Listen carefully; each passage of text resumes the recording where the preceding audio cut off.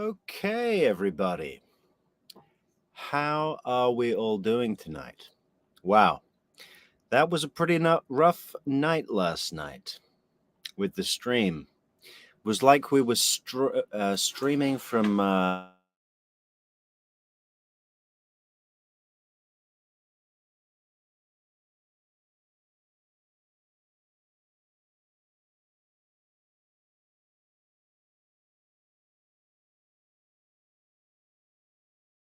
so many apologies, 1,000 apologies to everyone who suffered last night, but we owe it to justice to deliver on this stream tonight because we have the Sarah Boone trial starting tomorrow. It's been 4 long years. I feel like I've spent that time in prison in my sliders right alongside Sarah.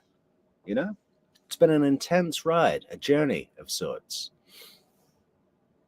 But now we're going to continue that journey together with the interrogation of Sarah Boone, which is happening the day after the murder. Okay? So she's either still hungover, she's had a drink.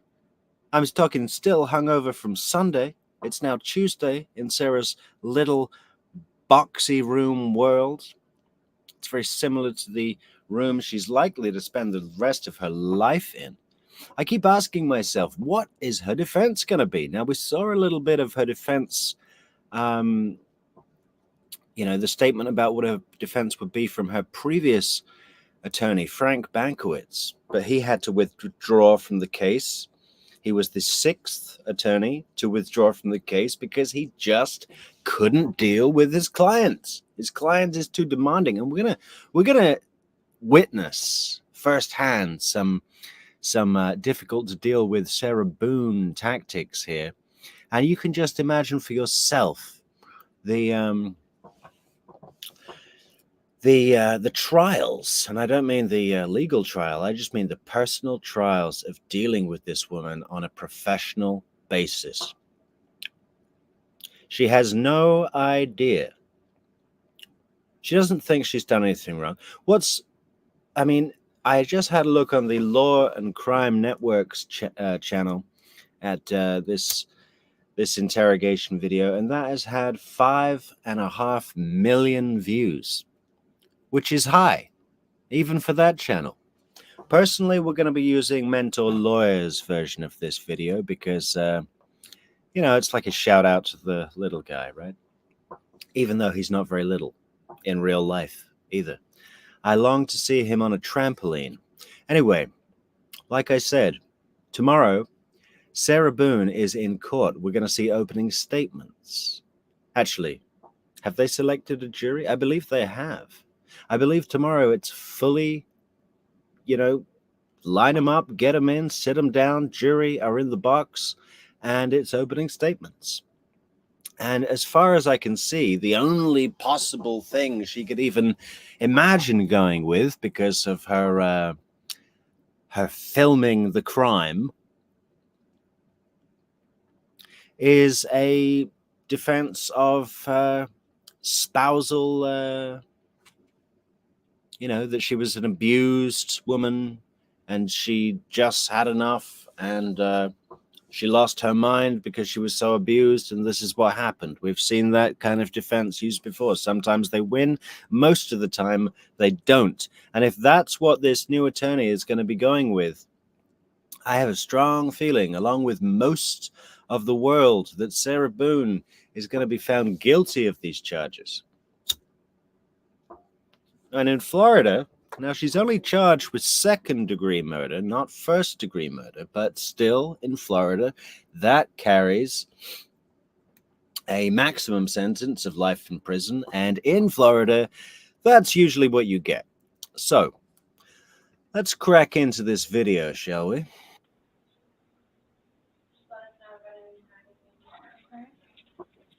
I'm going to have you sit in the green chair that doesn't move. Appreciate you coming in. So if anybody hasn't seen this interrogation before and you're joining us for the first time, just briefly, a little recap of what has happened so far. Sarah Boone is an alcoholic. She drinks every day. She is a chronic alcoholic, as too is her live-in partner, Jorge Torres Jr. George is now dead because apparently, as Sarah will tell it, they were playing a game of hide and seek on their own as two adults in a tiny house with one room up, one room down, a bathroom, and a WC. That's all the places there are to hide. This apparently was some kind of regular game that they would play, as Sarah will tell you. Whether that's true or not, we really just have to take her word from it about it, or not, as the case may be. That really depends on your worldview.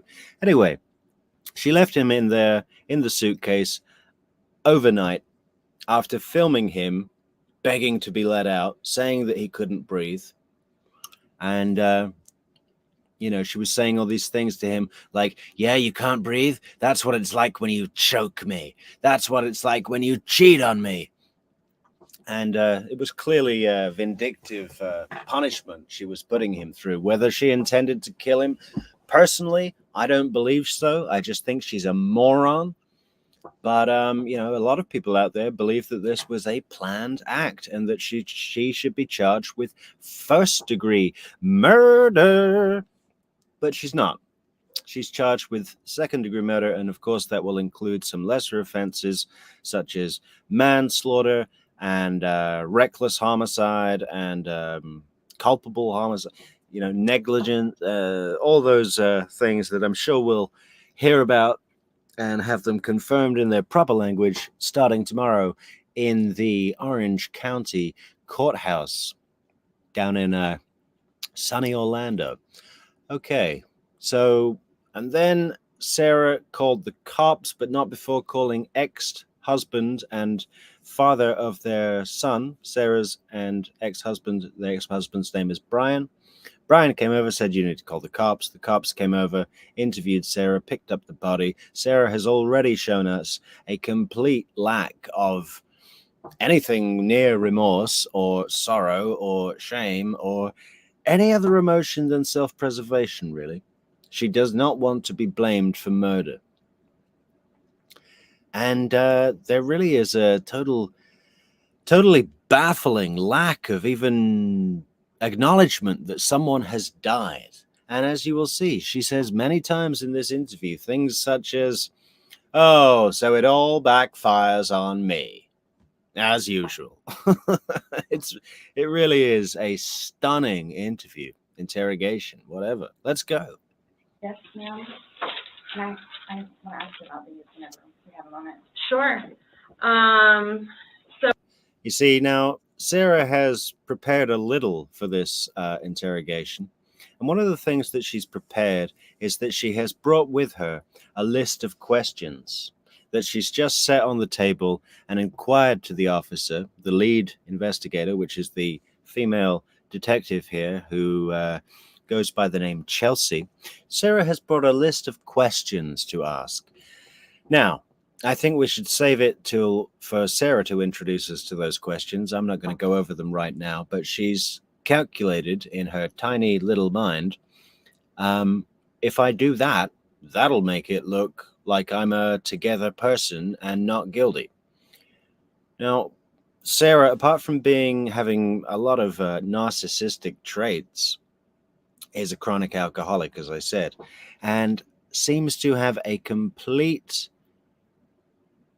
misconception of how she is seen by other people. Completely.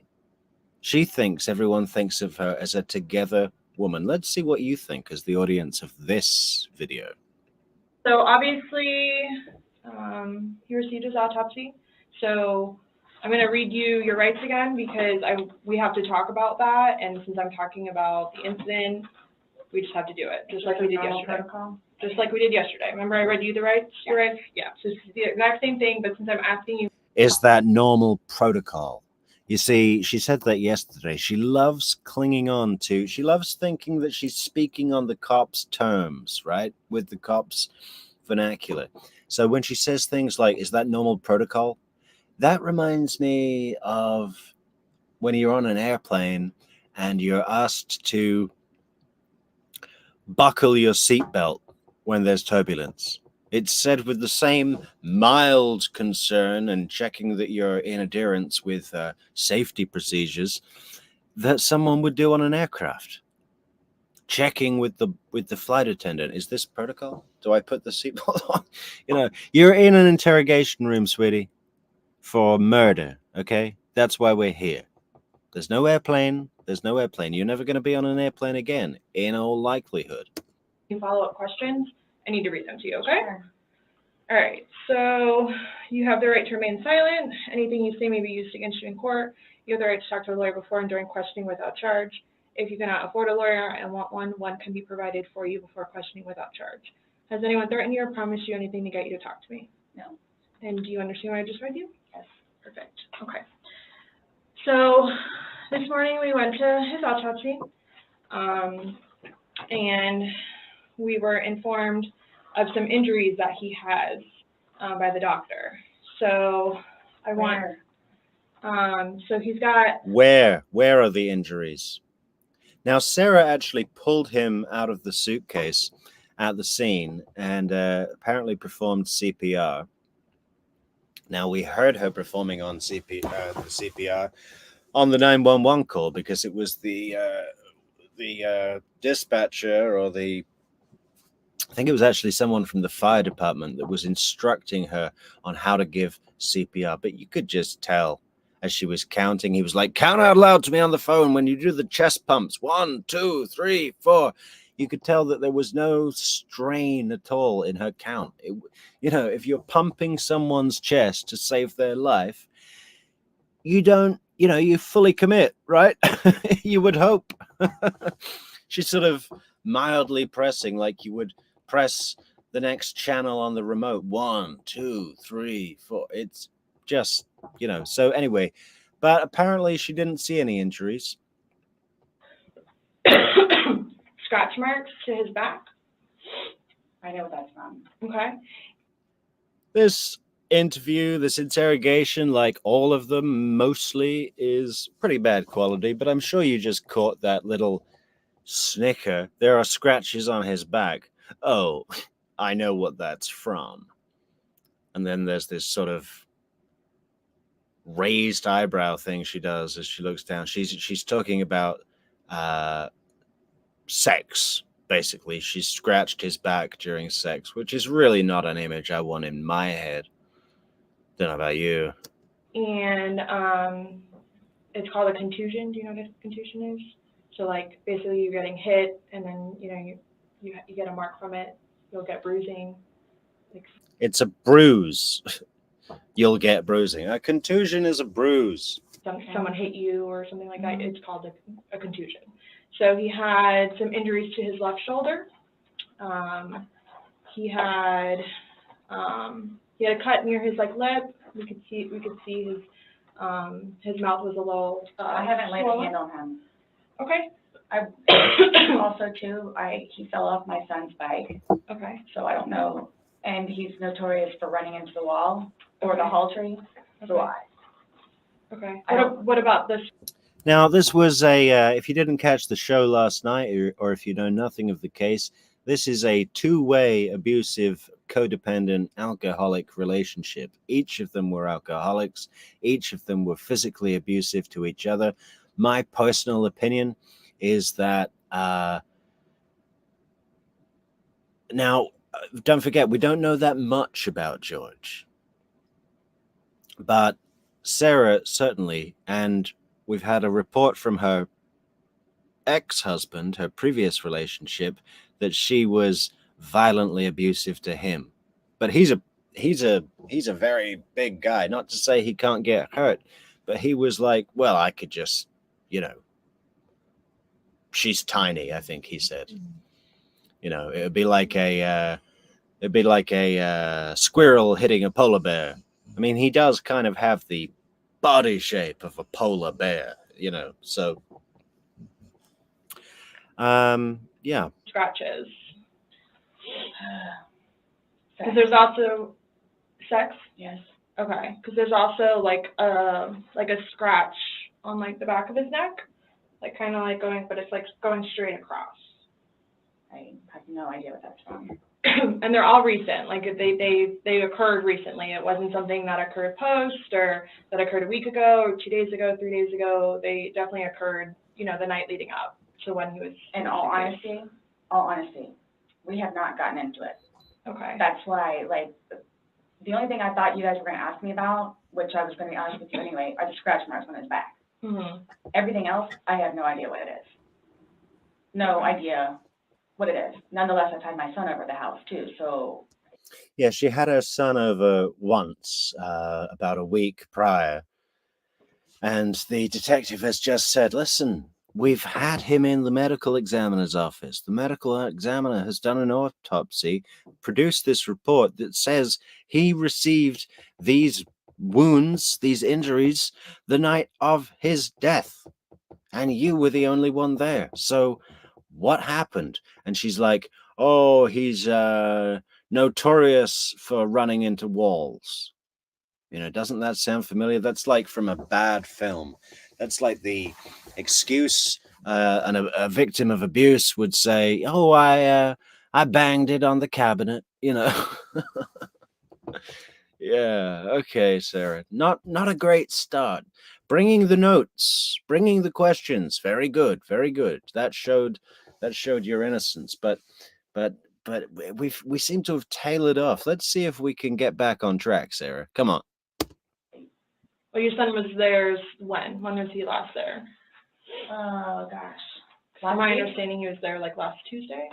I don't know if it was Tuesday, but yes, he was there last week, so. Well, we're talking about Sunday. Yeah. We're just talking about what occurred Sunday. Because like I said, the injuries they occurred within that time period. So you're talking about day before yesterday? Sunday leading into Monday. You called us yesterday at 1. She doesn't know what day it is. Okay. It was Sunday. I think it was February 24th or 23rd, 2020. Okay. Just before COVID, right? So she goes into jail just before COVID or just as COVID was hitting. That must have been a real change of scene. I mean, not just do you go to jail, but you enter into the whole mask thing and you know, physical distancing,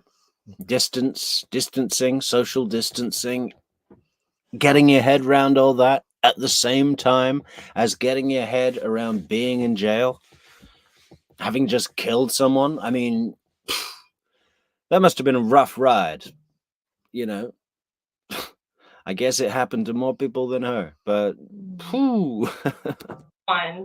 But the incident, you guys were painting and stuff the night prior. Correct. So we're talking about Sunday and then into Monday. I'm thoroughly confused because we had a good time sitting on the back porch, having wine and smoking a couple of cigarettes, and then decided to go inside and literally paint, do puzzles, and play, and listen to music. That's why nobody got out of sorts. Okay, the music thing comes back a little later, right? But she's painting this picture. We were on the balcony enjoying the Florida sun and having some wine, as civilized people do, elegant people do, smoking a couple of cigarettes, you know, and then we went in to paint, do puzzles, and listen to music, enjoying each other's company. What? This is what's mind-blowing to me. Like, I have no clue. Nobody laid a hand on anybody. He also had, like on the left side of his forehead, he had basically bruising, and on like his head and his skull. I have no idea. As if something hit him. I considered not force touched him. trauma. We didn't cover it last night, but there's an interview with one of her neighbors, the next door neighbor, who says he heard a loud crashing sound that started high up and ended low down. So it's widely believed, in fact, it's almost certifiable, that she threw him down the stairs while he was locked in the suitcase, which must have been horrific. My personal opinion is that he was knocked out in that action and unconscious in the suitcase, which is when she sat on the sofa and started filming him. Okay? I mean, come on. I have not touched him. I have not touched him. How would you get those? Very forceful. Look at those hands. You know, behavior panel are all like, they're going to be like, yeah, this is what we call surrender. You see, she's putting her hands up, offering them to be cuffed. I'm not that deep a thinker, but I do think it's funny. Her body language, I hate to go on about body language like I'm some kind of expert, which I'm not, but I have lived on the planet.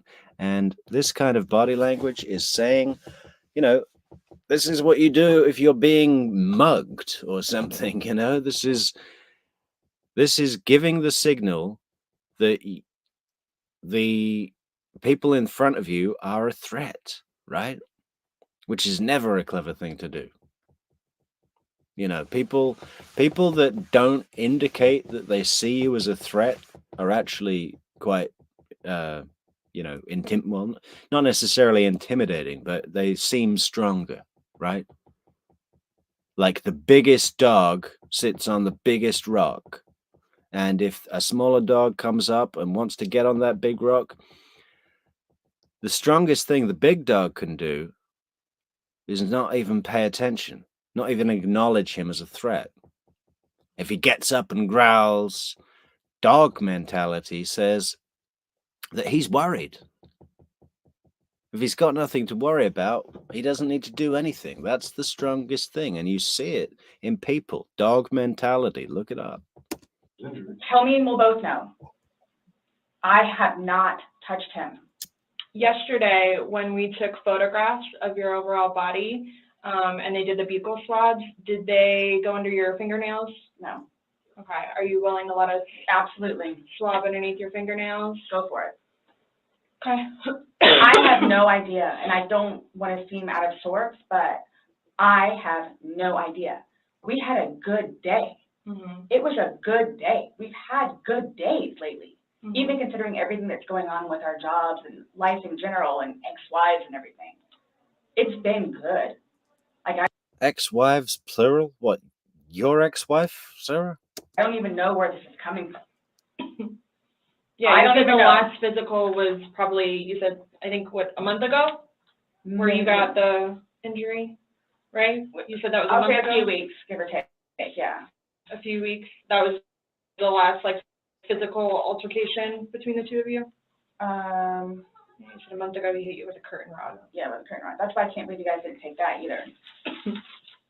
Wow. The curtain rod incident. If your relationship contains the phrase "the curtain rod incident," seek help. I mean, you know, that's not a good indicator. Like, we've been good. I don't know if, like, it's the last time he got out of jail. Like, we've been good, and he's been having his classes Mm-hmm. and seeing his probation officer, who's amazing. So. What do you mean by good? What's your definition of good? The probation officer? Oh, no, you said you guys have been good. What's your definition? I've been good. I don't think you all understand. He comes at me all the time. He comes at me. So it's either I flee or. So another thing here is that Sarah is very used to forcing her own way, right? She's a manipulator. That's clear. But I don't think she realizes who she's talking to. You see, George, there were several incidents that they were involved in. You know, they had about at least one complaint from their neighbors a month to the property manager, who also did an interview with police, and she went through some of the incidents that she was aware of within the relationship, and there was violence both ways. But there were several incidents, I think it was 5 or 6 incidents, where the cops were called either by Sarah or someone else, and George was arrested for the majority of those times. At least one occasion, Sarah was also arrested, but we went over that in last night's video. And George was put on a probation, and part of the probation was that he had to attend anger management class, and I think it's called a batterers prevention program, to help people not batter their spouse. Yeah, that must be the high point of his life. But yeah, so she's used to talking to the probation officer and the people at the batterers intervention or prevention, one of the two, program. And as she's reeling off her version of events to the cops, you can tell that she's got this kind of, not necessarily pre-written, but this way of talking that works on certain people. But these people are detectives, and both of them have a clear, and it becomes more and more palpable as we go through this interrogation, dislike and disdain for Sarah on a personal level, as well as being the hand of justice and prosecution and all the rest of it. But, Sarah doesn't really know what she's up against here. And for starters, the guy's shirt, it looks like it's made of some sort of wax, doesn't it? It looks like it's waterproof. It looks like you could pour a whole bucket of water on this guy and he wouldn't get wet. His chest would be bone dry. What do you call that? Is that silk, or is it shark skin? Does shark skin have to be gray? Anybody know? Leave it in the comments. Or try to go upstairs and go to sleep. That's usually what it is. And I don't know if you talked to Brian about any of that, but most of the time when I sleep, I go over there. So. Right, but you're saying that you guys have been good, and when I asked you yesterday, the last incident that you could remember was the curtain rod incident, which you said was a month ago. So give or take. Right. So give or take, she has a real issue with being tied down to times. We saw it yesterday. She always says, yeah, it was 4 o'clock ish, And now it's like, yeah, you said that it was a month ago. And she's like, yeah, give or take a day or a week, whatever, some time ago. And clearly she thinks if she just creates that fogginess around key events in time, that will aid her in any possible defense that she might need. But I don't know, part of me thinks along those lines, and part of me says, well, I don't think she thinks she's going to get arrested. Again, like Wendy Adelson, she believes what she's selling. But what do you mean by Sorry, Donna Adelson. I don't think Wendy buys what she's selling. She knows what she's selling, and she ain't buying her own products. Doesn't need to. Comes after you, like he gets belligerently drunk. Mm-hmm. Like, I don't know if you all have looked through my phone yet and seen any of the pictures and the videos that I have taken. Mm-hmm. And at one point, I started documenting everything. Okay. So you all will see in my pictures. This is the other thing, right? She's already handed her phone over to police with the video of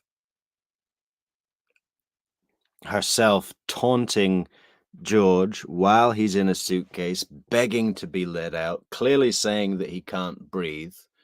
Clearly, you can hear the panic in his voice, and she is taunting him and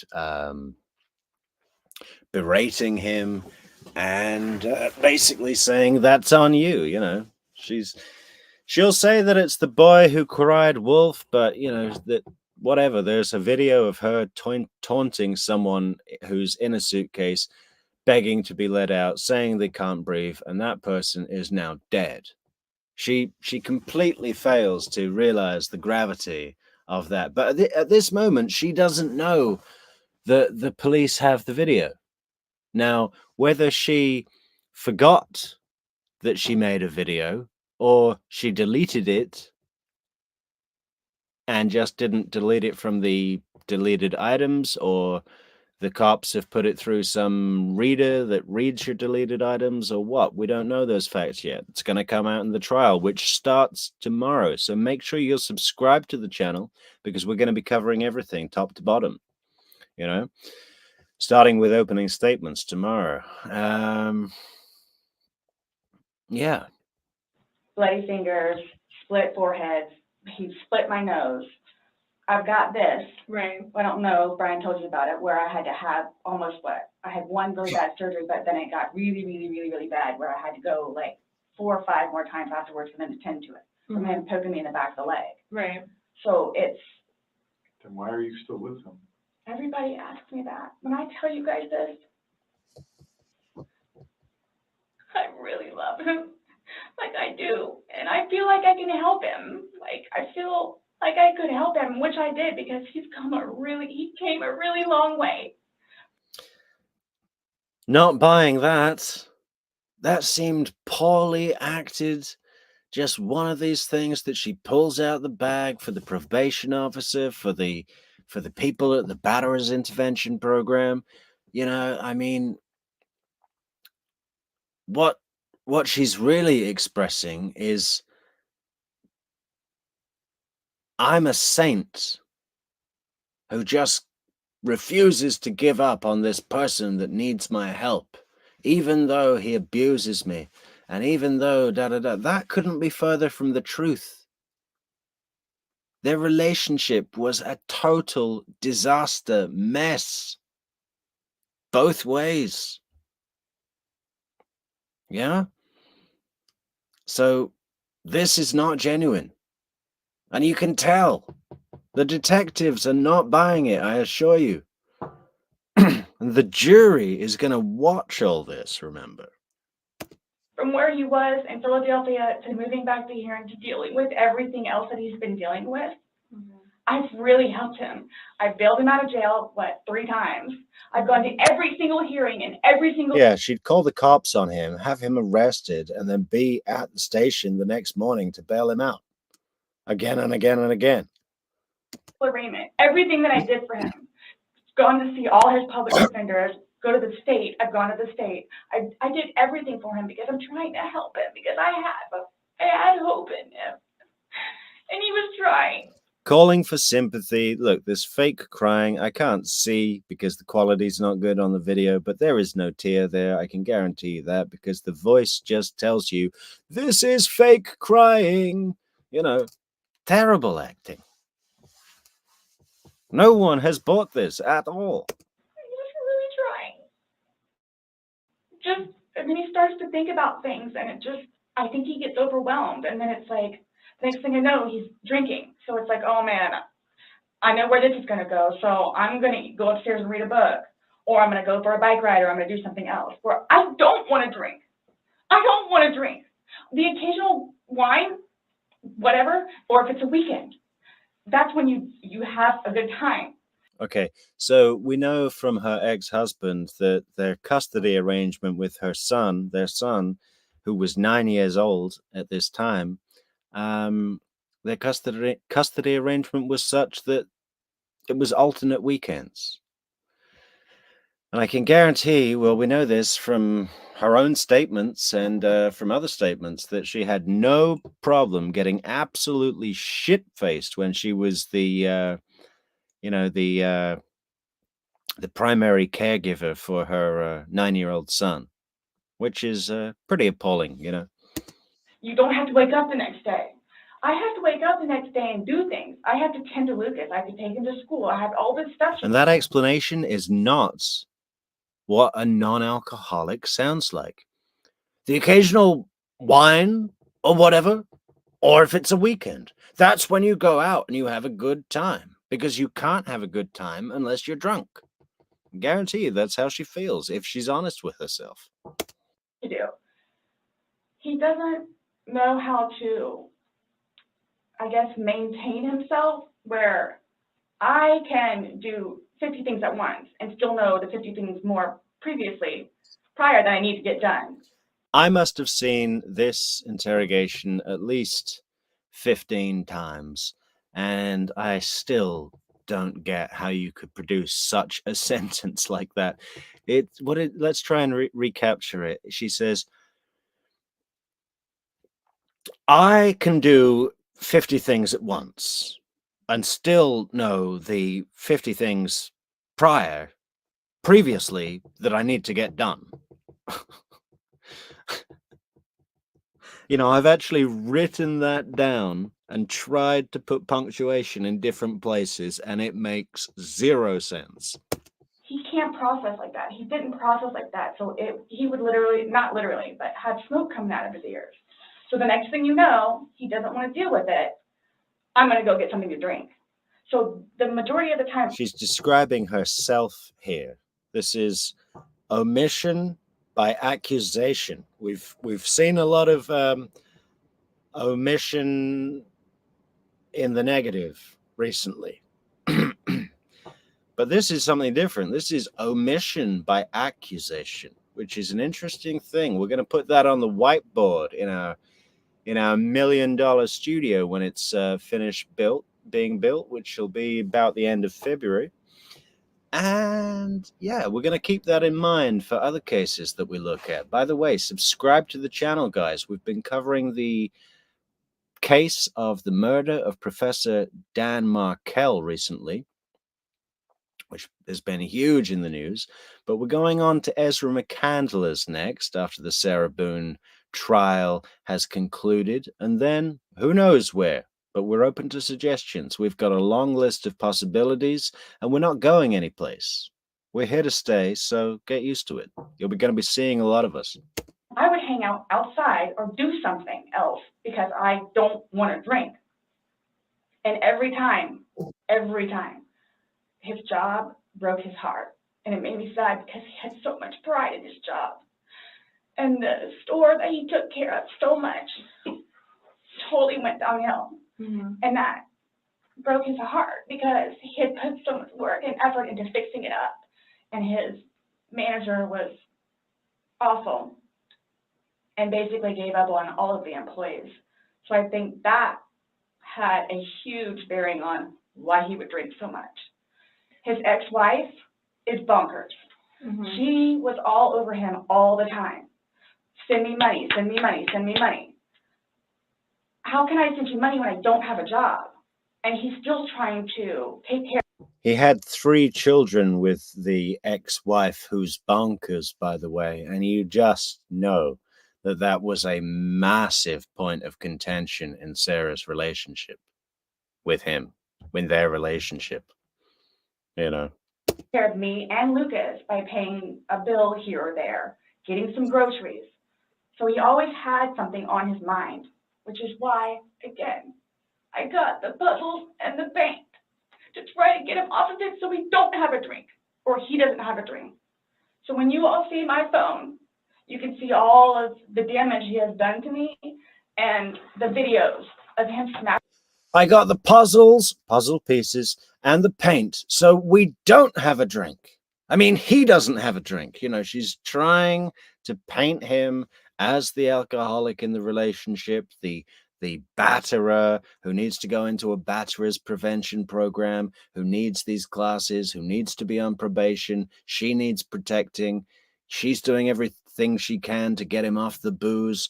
And this is not the case this is her fantasy. This is a complete fantasy. And the detectives have spoken to her neighbors, to her property managers, to her ex-husband, to the family of the deceased, George's family, his friends, and they've got all the information exactly about her alcoholism.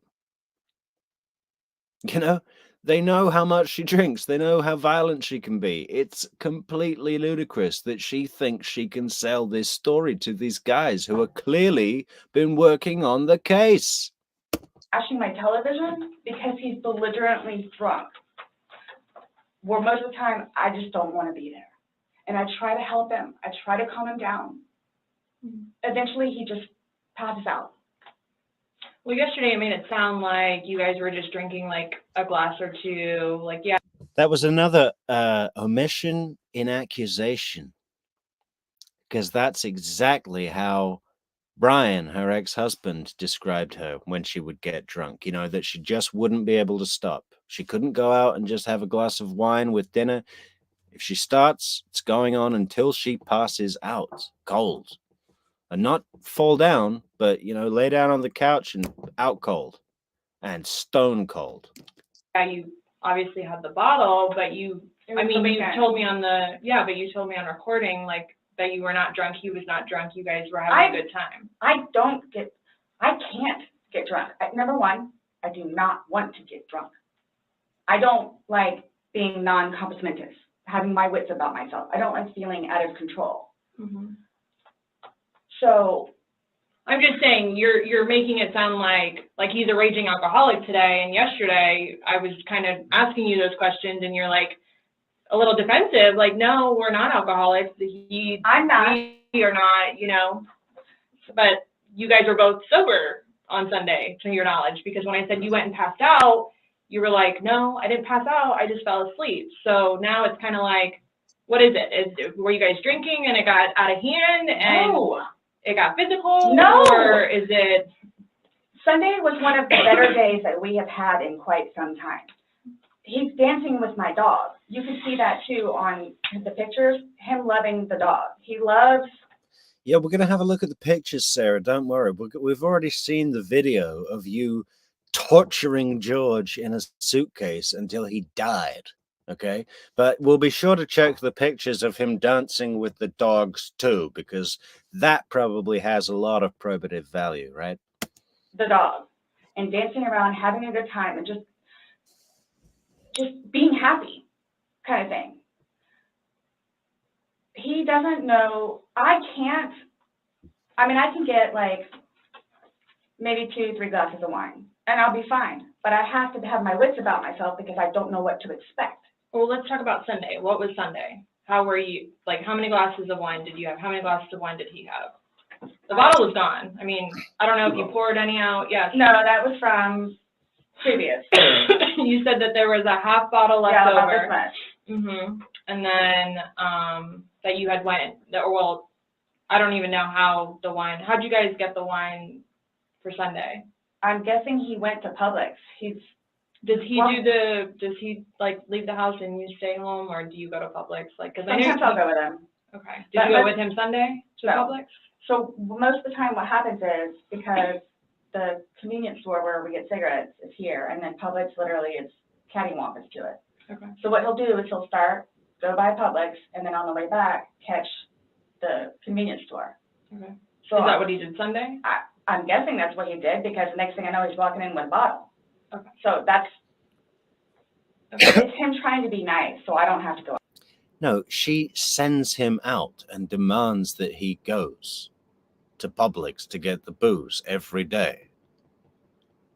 And another thing, the cops found 2 empty bottles of wine, Chardonnay, in the house, and they found a receipt that said those bottles were purchased on the day of his death, right? So it's safe to assume that at least that much alcohol was consumed.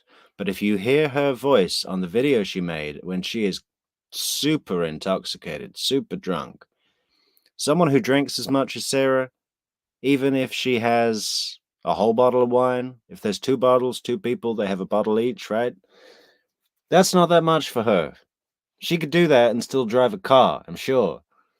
You know, she probably wouldn't even slur with that amount of alcohol, you know, with her tolerance, because she's been drinking every day for years, for 9 years or so, you know? So I think they had more that the cops didn't find. Brian says that her drink of choice is vodka. So did she have a bottle of vodka too? Because she is super drunk in that video, and a bottle of wine would not do that to this woman, I can guarantee. Go out and do it. Plus, there's stuff that are around the house that I had to take care of. So that's usually what will happen. Or I'm folding laundry and he'll go run out and do whatever. So where were you guys at on drunkenness, not drunkenness on Sunday? You told us you weren't drunk. No, I was not drunk. Right. I was. No, I was not drunk. You know, this is why you get legal counsel, and don't talk, because she is, that is not a good thing for her to have said. For her defense and the video, she doesn't know the cops have the video, remember? In fact, when it's shown to her, she says she doesn't remember making it. Now, I don't know where my opinion is on that, whether my opinion is that she forgot making it or she deleted it and thought it was gone forever. We're going to find out more about that in the trial, which starts tomorrow, guys. So make sure you're subscribed up to this channel, because we're going to be covering everything live on the channel. And then many more cases after this. We're going to be doing Ezra McCandless, back to Professor Markel. I know everyone loves that one, huh? Not drunk. So with him, I don't know. I know when it's like, oh, okay, man, where I have told him, slow down. It's starting to catch up with you. Slow down. Slow down. And another thing, too, is I don't like listening to music with him because he gets too involved in the music, and the music that he listens to is a little rough around the edges, and, like, just, it makes me fractious listening to his music. So I kept asking him, let's just you and me talk. You and me will just be the ones that are talking, which was fine, because, I mean, we were playing with the dog, whatever, and then it's like, okay, now let's do the painting. We just did the puzzle, took a break, now let's do this. Does that sound like a fun evening? God, just leave this guy alone. He wants to listen to his music. And she's like, listen, that's making me fractious. Let's just you and me talk. We just did the puzzles, took a break. Now let's do this. It sounds like an activities day at school that's super lame, that no one wants to do. And it spells just controlling toxic relationship, doesn't it? I mean, she's got an itinerary that they have to follow.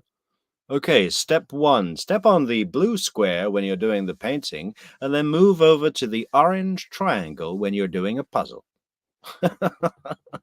No music in class, please. Sure enough, sat down.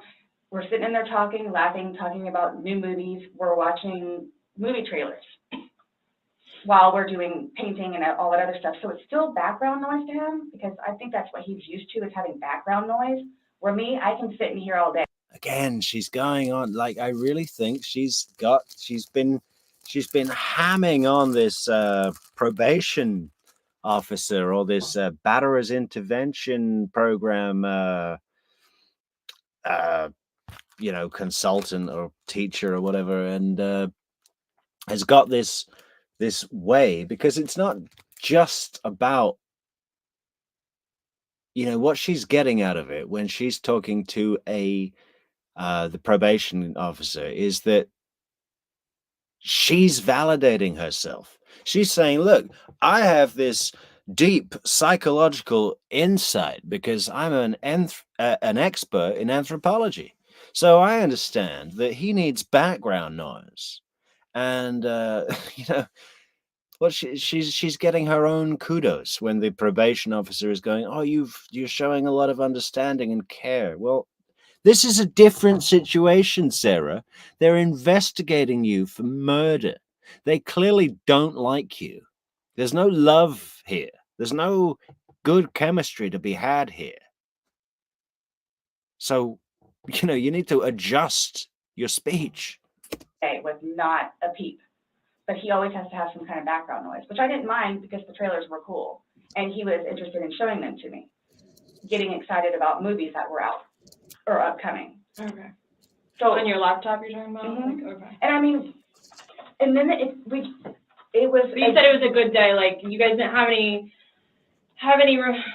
conversations about your relationship, you guys didn't go down, like, the rabbit hole, like, had too many to drink, and you guys start getting... No, when I tell you this, it made me so happy that he actually listened to what I had to say with just, we'll get through it.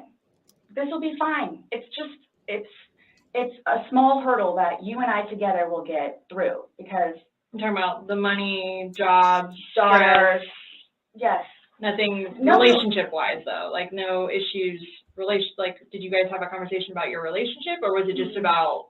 Just like, what's the stress going of- on right now. Got it. I try to evoke it from him so he gets it off his chest because I call him the volcano where eventually he's going to erupt. Right.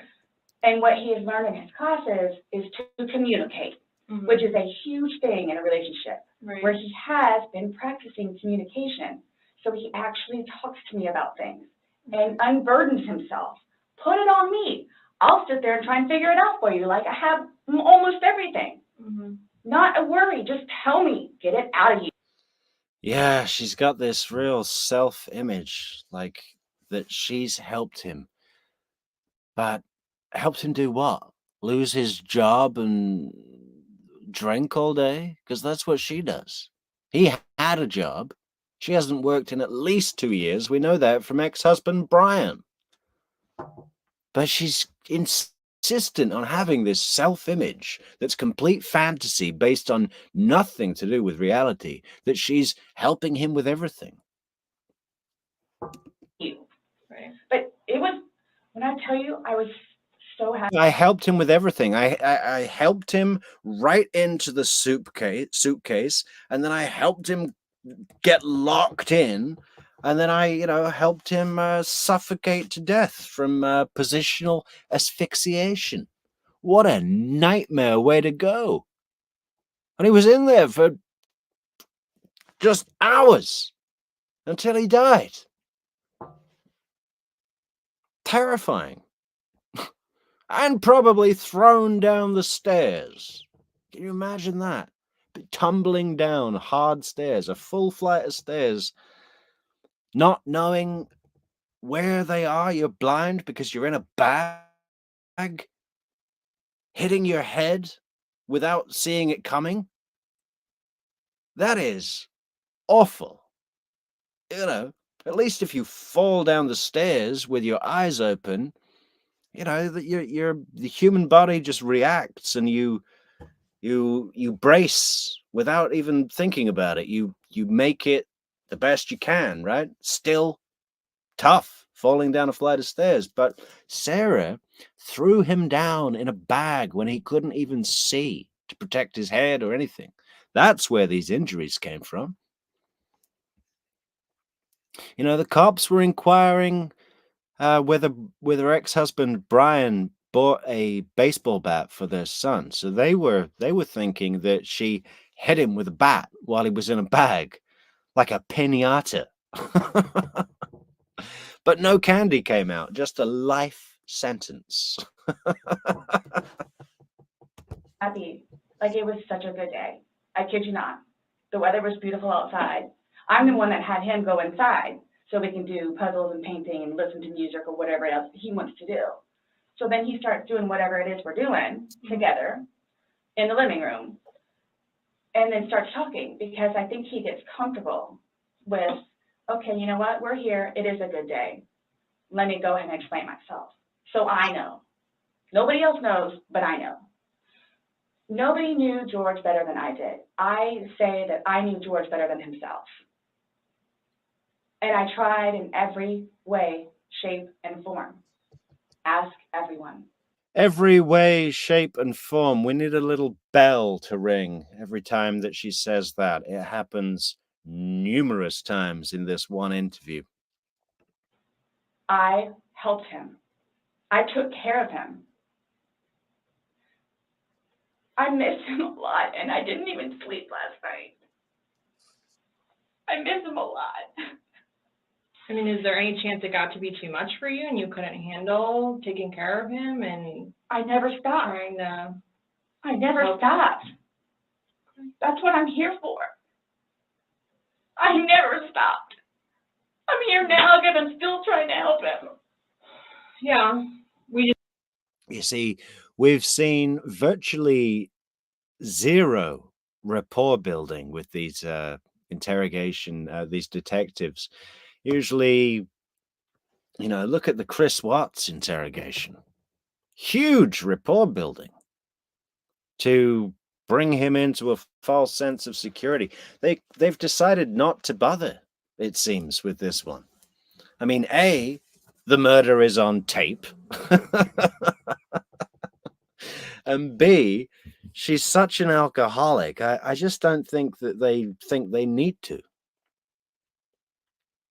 They know that she's going to talk herself into her own grave, and they're just sitting back and watching it and slowly guiding. She just went into a fit of tears.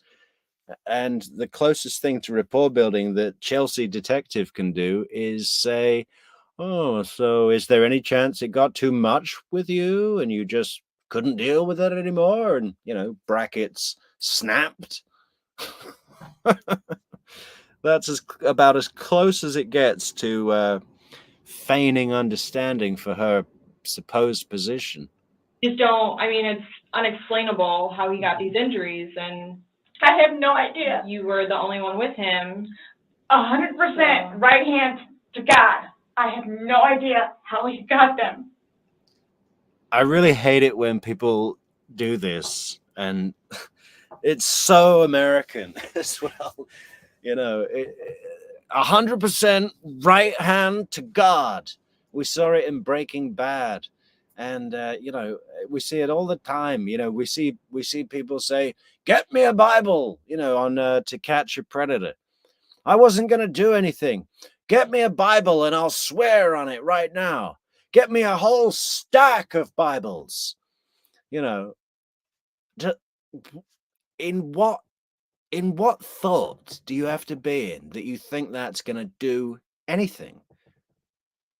Just because you take an oath and raise your right hand, you think that has some kind of meaning to an investigation? What? How? I'd love to know any example where someone has said, right, 100% right hand to God, it wasn't me. And the detectives are like, "Oh, okay, we'll move on. We'll stop wasting our time if you've raised your right hand." Nobody touched anybody. Nobody touched anybody. Okay.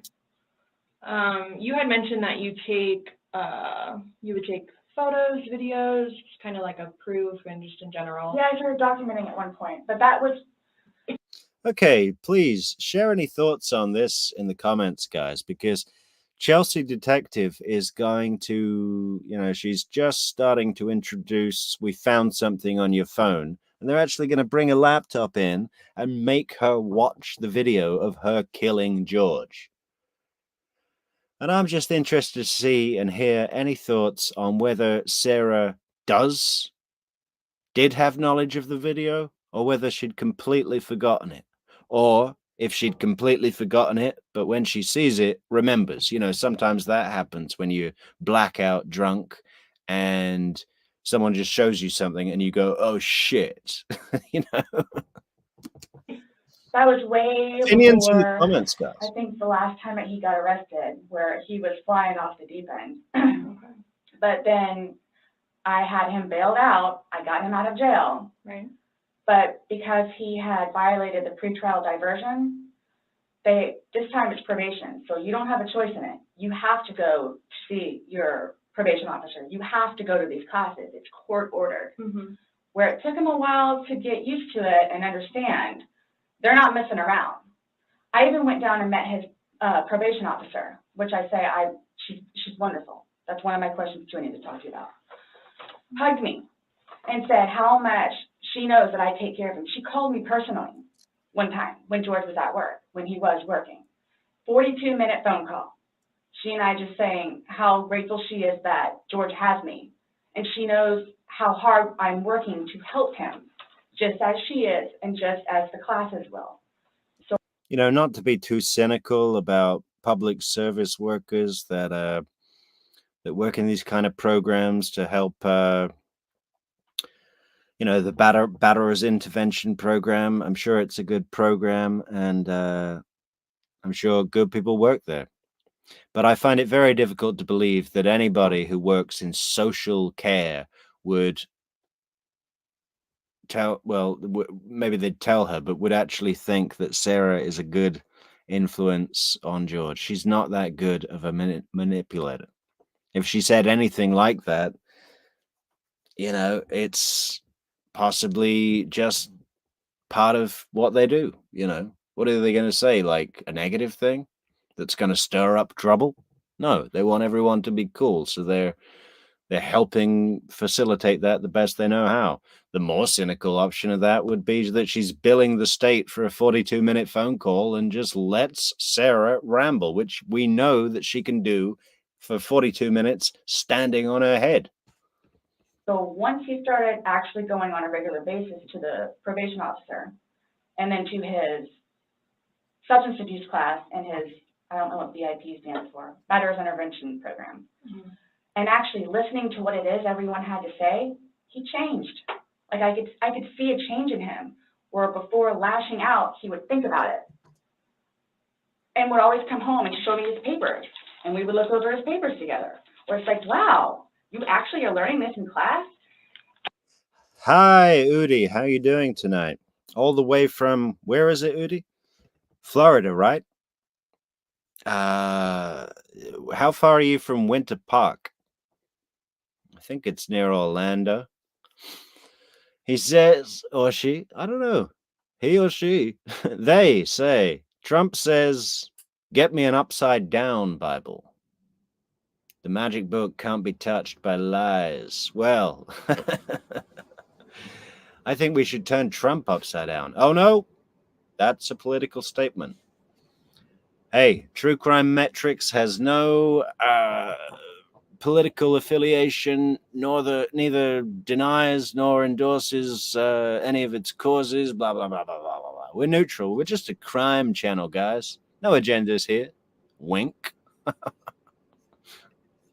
And some of the stuff that they would show them, like videos, he would come home and be like, Sarah, I'm so sorry for what I've done to you. Because for a video that he watches to make him feel that way, where it's like, oh man, I have done her wrong. But he's changed. He changed. And that's why you're still with him, even though he's done all these things to you. And when I tell you I love him, I love him. Loved.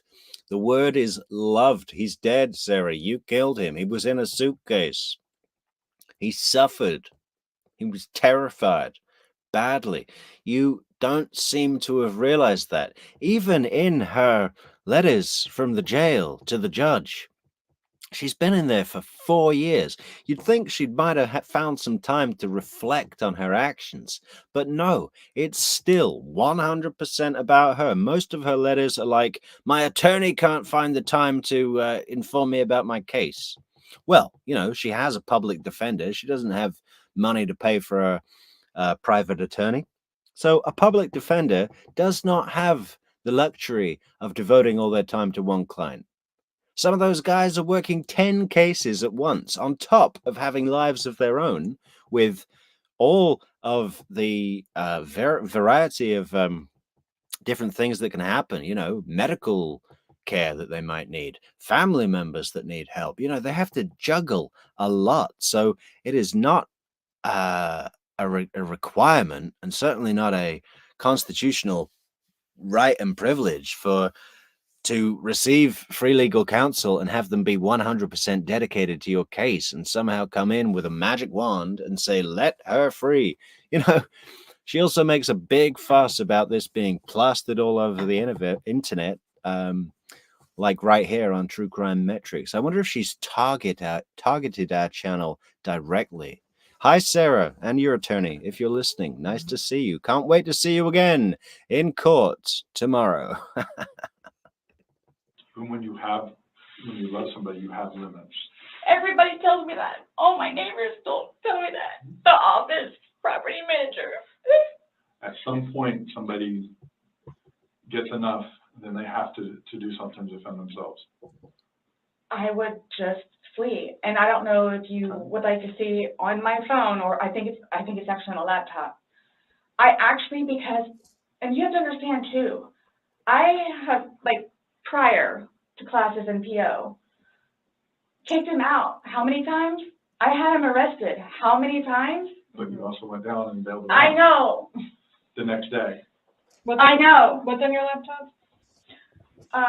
What was I going to tell you? Oh, previously, I actually looked up how to file a restraining order. Okay. Because Well, you're clearly not guilty of murder then. She says that like it's this big reveal, like they're gonna go, oh, you did? Well, let's see if we can verify that, and then if we can, we'll set you free. I would take him out, his parents, because of them constantly having to take him back in, his bags of clothes, all his stuff. The last time, the father came out and irate and just not even, I don't even know if he knew Lucas was in the car, just opened the back of my car and just started throwing all his crap in, just throwing it, like the car. So if anybody wasn't watching the show last night, I know our stream kind of went down. But so I don't even know if it made it out, but basically Sarah would throw him out of the house all the time, and his parents and family lived pretty close by, so he would go and move in with them when she would throw him out of the house, and then he would come back to the house on her invitation, supposedly, because it seems she kicks him out and gets him arrested and throws him out of the house when she's drunk, and then the next day it's all back to normal again. So this went on and on and on, and his family did not approve of the relationship because, well, they clearly saw it for what it was, a unhealthy, codependent, alcoholic relationship that only gets worse and possibly ends in something tragic. Guess what? Anyway, they were sick of it to the point where they said, listen, if you go over there, don't come back here. If you come back here, you're staying here and you're not going over there. They gave him basically one more chance ultimatum. And Sarah's just describing this time the father came out with all of George's bags of clothes and just started throwing them into the car. That must have been hilarious to witness. I'd love to know what her car is. Or with Jocelyn, he was throwing all that stuff. At that point, because I continually did it, not continually, I think I maybe did it 3 times, and he has nowhere else to go, they got fed up and said, nope, either you're staying there or you're staying here. But if you're staying here at their place, it's permanent. You're not going back over there anymore. So what happens is he pursues me. So I don't know if y'all know where Katie Way Trail is. Okay, so it's literally right there from our apartment.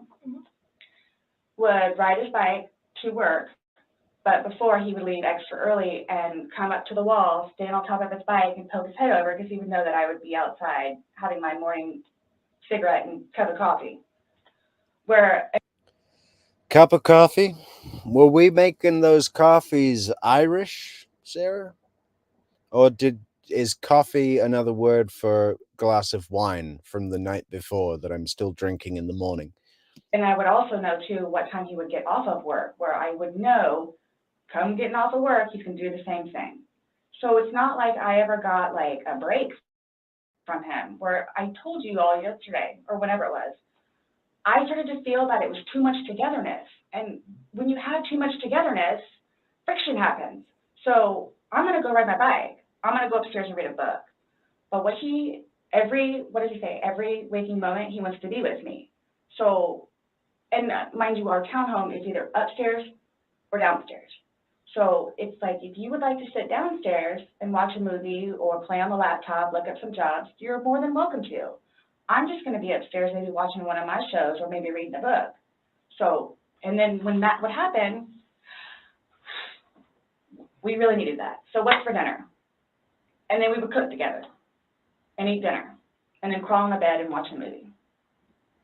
Are you talking about this is like recent? Aren't you kind of like lost me? Like what are you? It was talking a about? while, like a little while ago. But Now you're talking about tension building up and that you need space. So have you been feeling that way lately, or no, Okay. no. Okay, my thing is too, so you all know. Oh, I hate that you can't talk to her, but Dee, his ex-wife. When I say a monster, she's a monster. Like she withholds their children from speaking to him. So he gets upset about that, and then she like completely.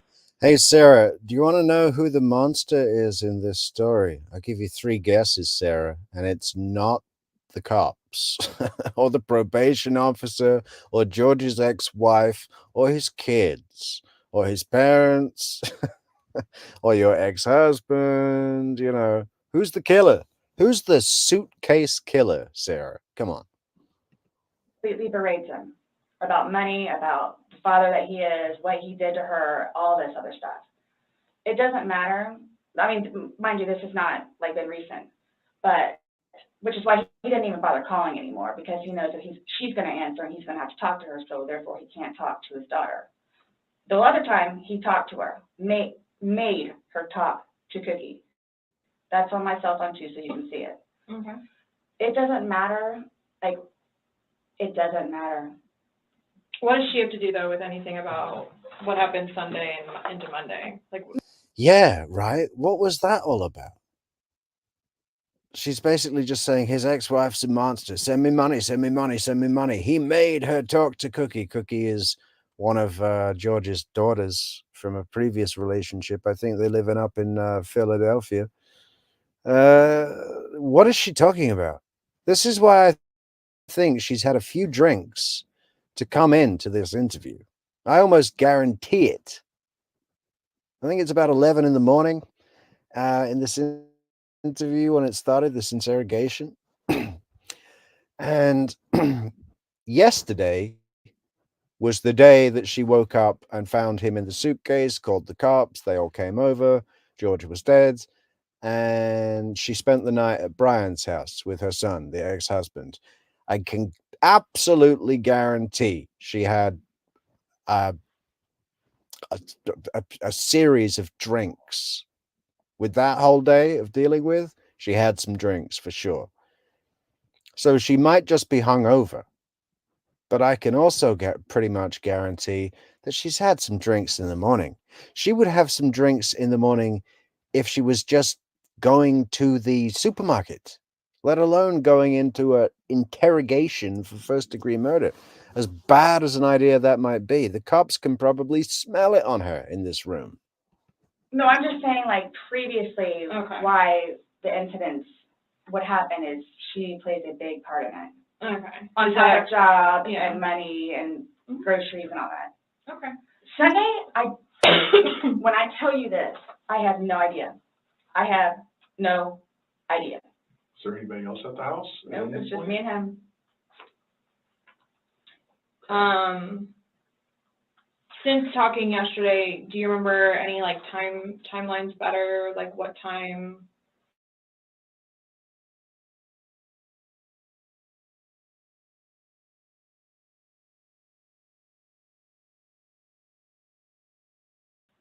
You guys were playing. What time you I went told you- upstairs? Started the activity around 4. We cleaned the house a little bit. Did anyone notice the state of the carpet in the suitcase video? It was a mess. It had this, I mean, it hadn't been vacuumed in a year. It was thick black with dirt. I mean, what do you mean they cleaned the house a little bit? Does that mean do the dishes? You know, what are you cleaning? Because it's not clean. Yes, around 4:30ish, and then. You just said that it was dark when you were playing hide and seek, and I'm just curious if you remember. But when we were outside, that's where we would start Mhm. and talk about things, and then eventually I was the one that had him come inside, so we could. About do what stuff. time, do you remember what time that was, is what she's asking. And you said you went up to bed around Midnight. midnight, Ish. fell asleep around 12:30ish.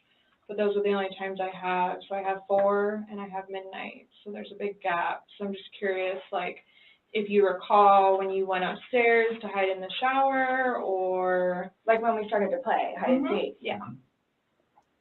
Well, we went inside probably about, if I had to guess, we weren't out there too long, maybe about 6-ish.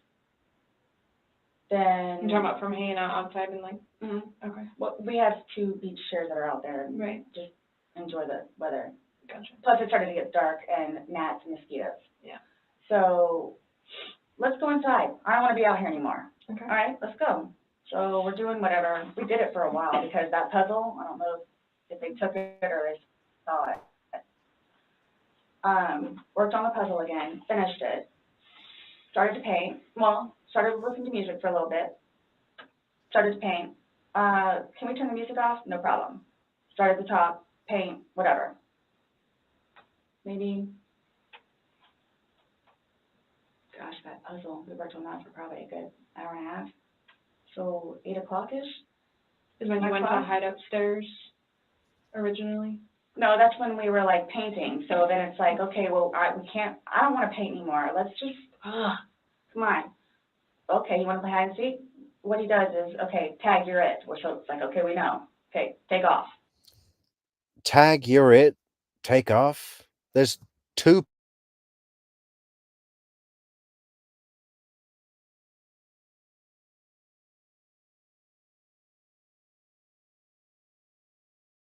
people. It's been a long time since I played hide and seek, but I just don't remember doing that. In a townhouse with 1 room upstairs, 1 room downstairs. Where are you hiding? This is what makes me think that there was no hide and seek. And that she would have been way better off saying that this was like a kinky sex game.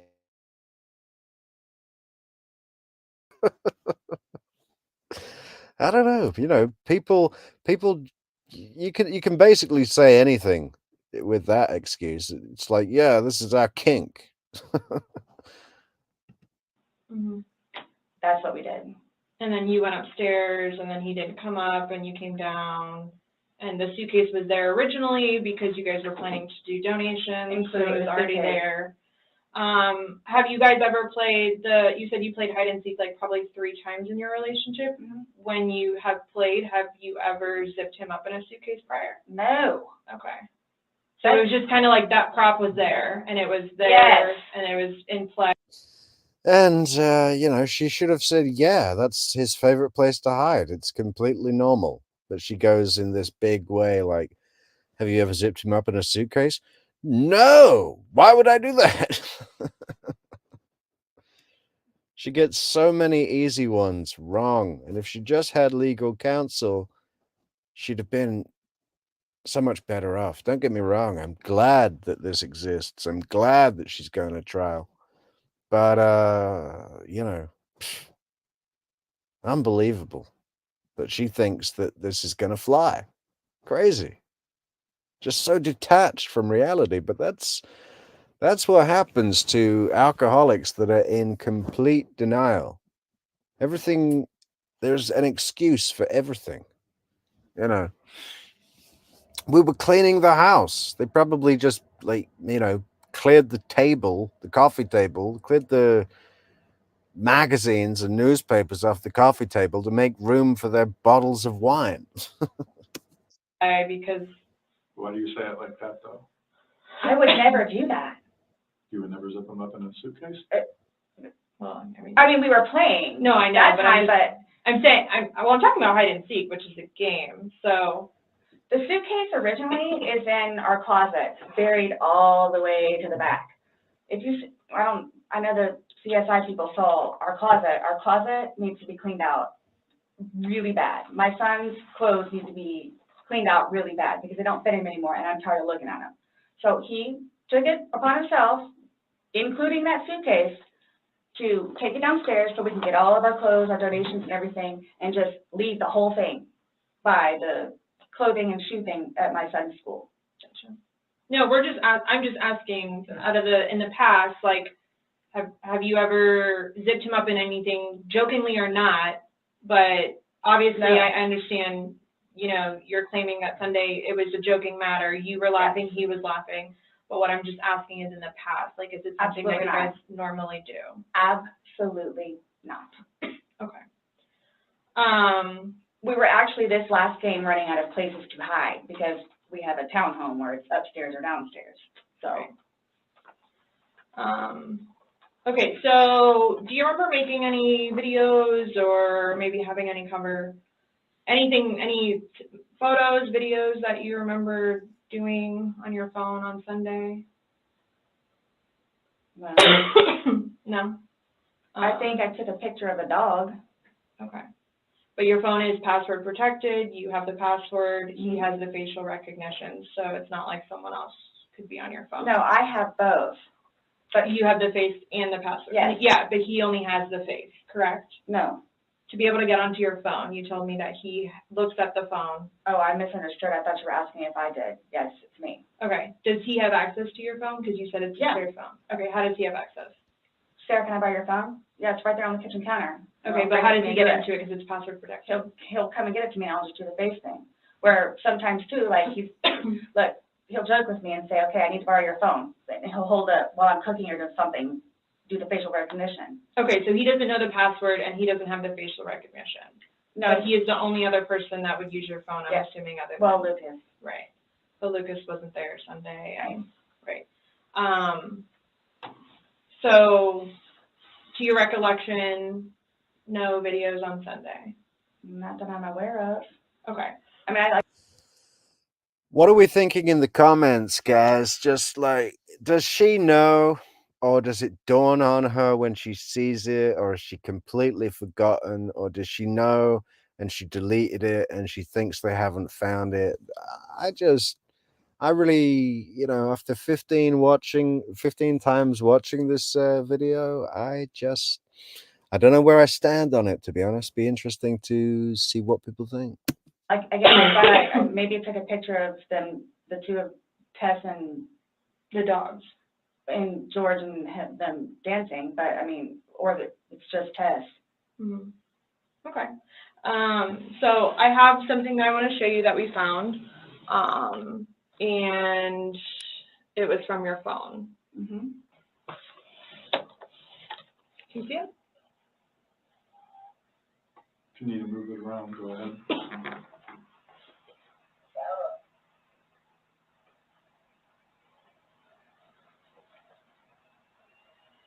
No, I don't remember that. Amazing. You've done to me. For everything you've done to me. Your battery's about to die. Shut it down. Oh, okay. Let me. Even more amazing timing with the battery. That almost seemed planned. It died right at that second. So that just enough time to let her know that we have some video of this. And you can just wait while we go and get a battery charger or a power cable, whatever. And then we can all watch it together. You and us homicide detectives.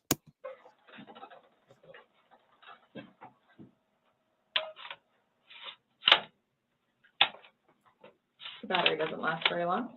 Yeah, it used to last a lot longer than that. I don't know what happened. Okay. Let me just grab something. All right.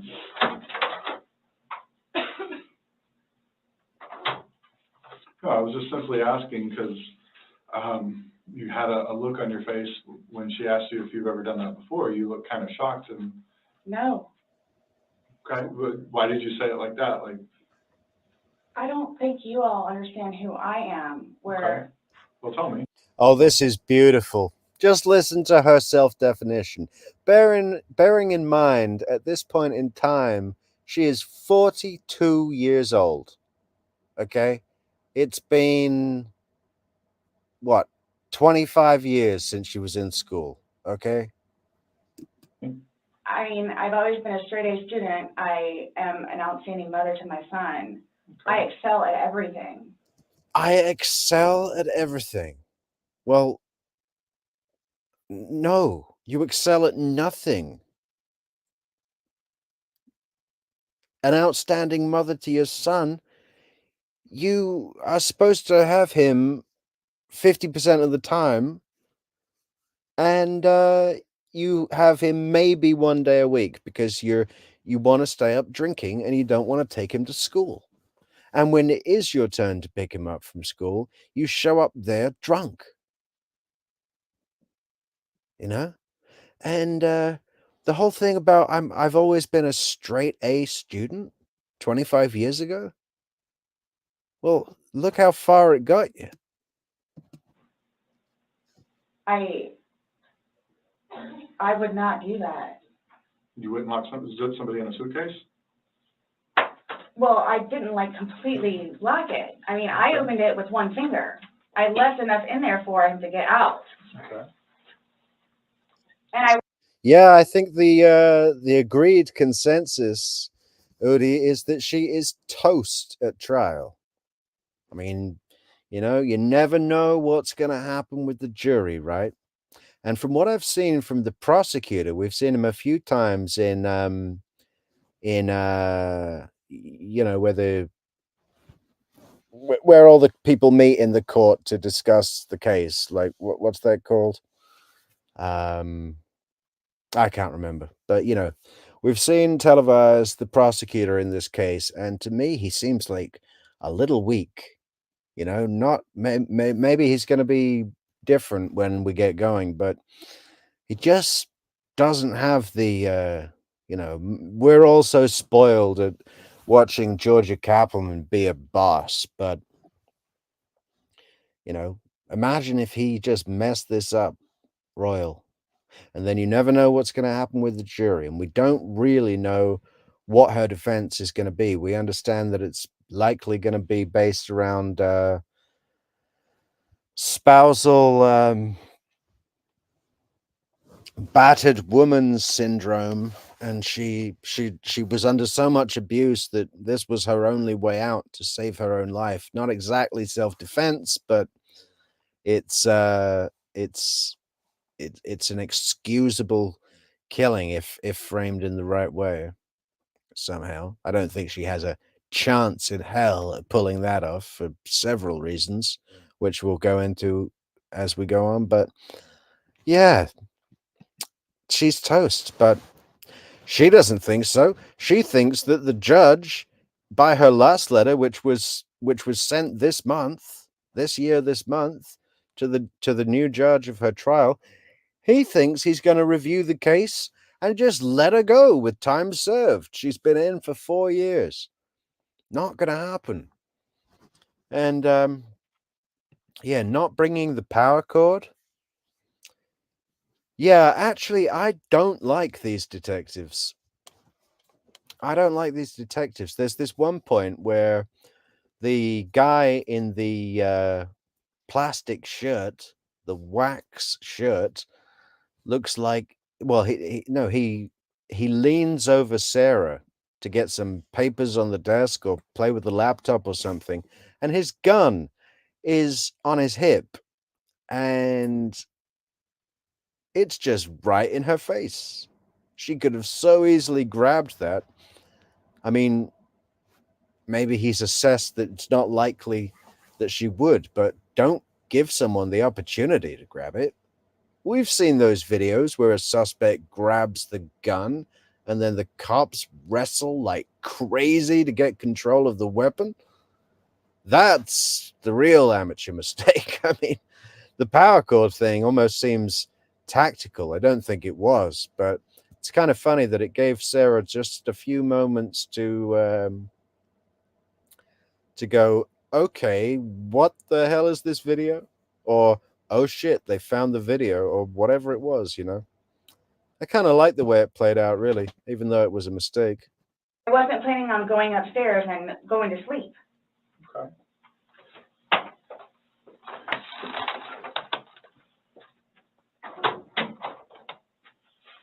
No, it's just the way you said it. You guys are scaring me. Why? We just want you to watch this. It came from your phone. Don't you want to know what's on it? Yes. Yeah, that's a taunting voice. We just want you to watch this. It came from your phone. Don't you want to know what's on it? She doesn't believe that she's forgotten. She thinks Sarah knows exactly what's on it. You can tell that from the voice tone.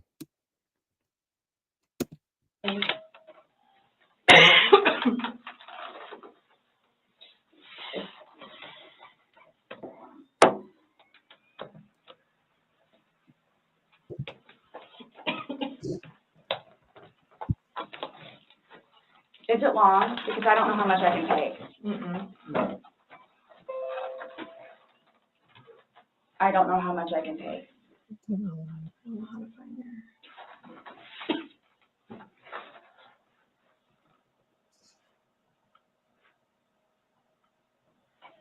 Do I have to watch this?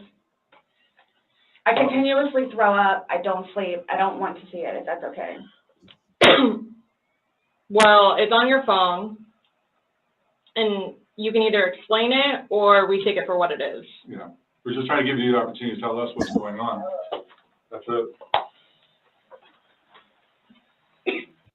That's a get you in a corner kind of answer, isn't it? It's on your phone. You can either explain it or we take it for what it is. And legally perfect as well. Nothing you can say against that. It's not a threat, but it is a threat. It's that long? 2 minutes. No, For everything you've done to me. For everything you've done to me. Fuck you. And this Fuck is, you. that's you, your voice. Stupid. Sarah. That's my name. Don't wear it up.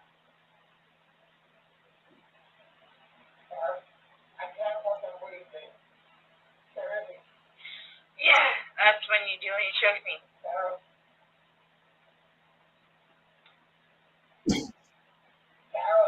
I don't want to watch it, please. Last time we talked to you, you had said that you put him in the suitcase, he had 2 fingers hanging out. I flipped him over. I flipped him over, and that's where it was. There's 2 different videos and a still picture where, yeah, it shows you flipping him in different positions and him saying that he can't breathe and you saying, fuck So you. this is upside down. So in order for him to have gotten into it, It was flipped up.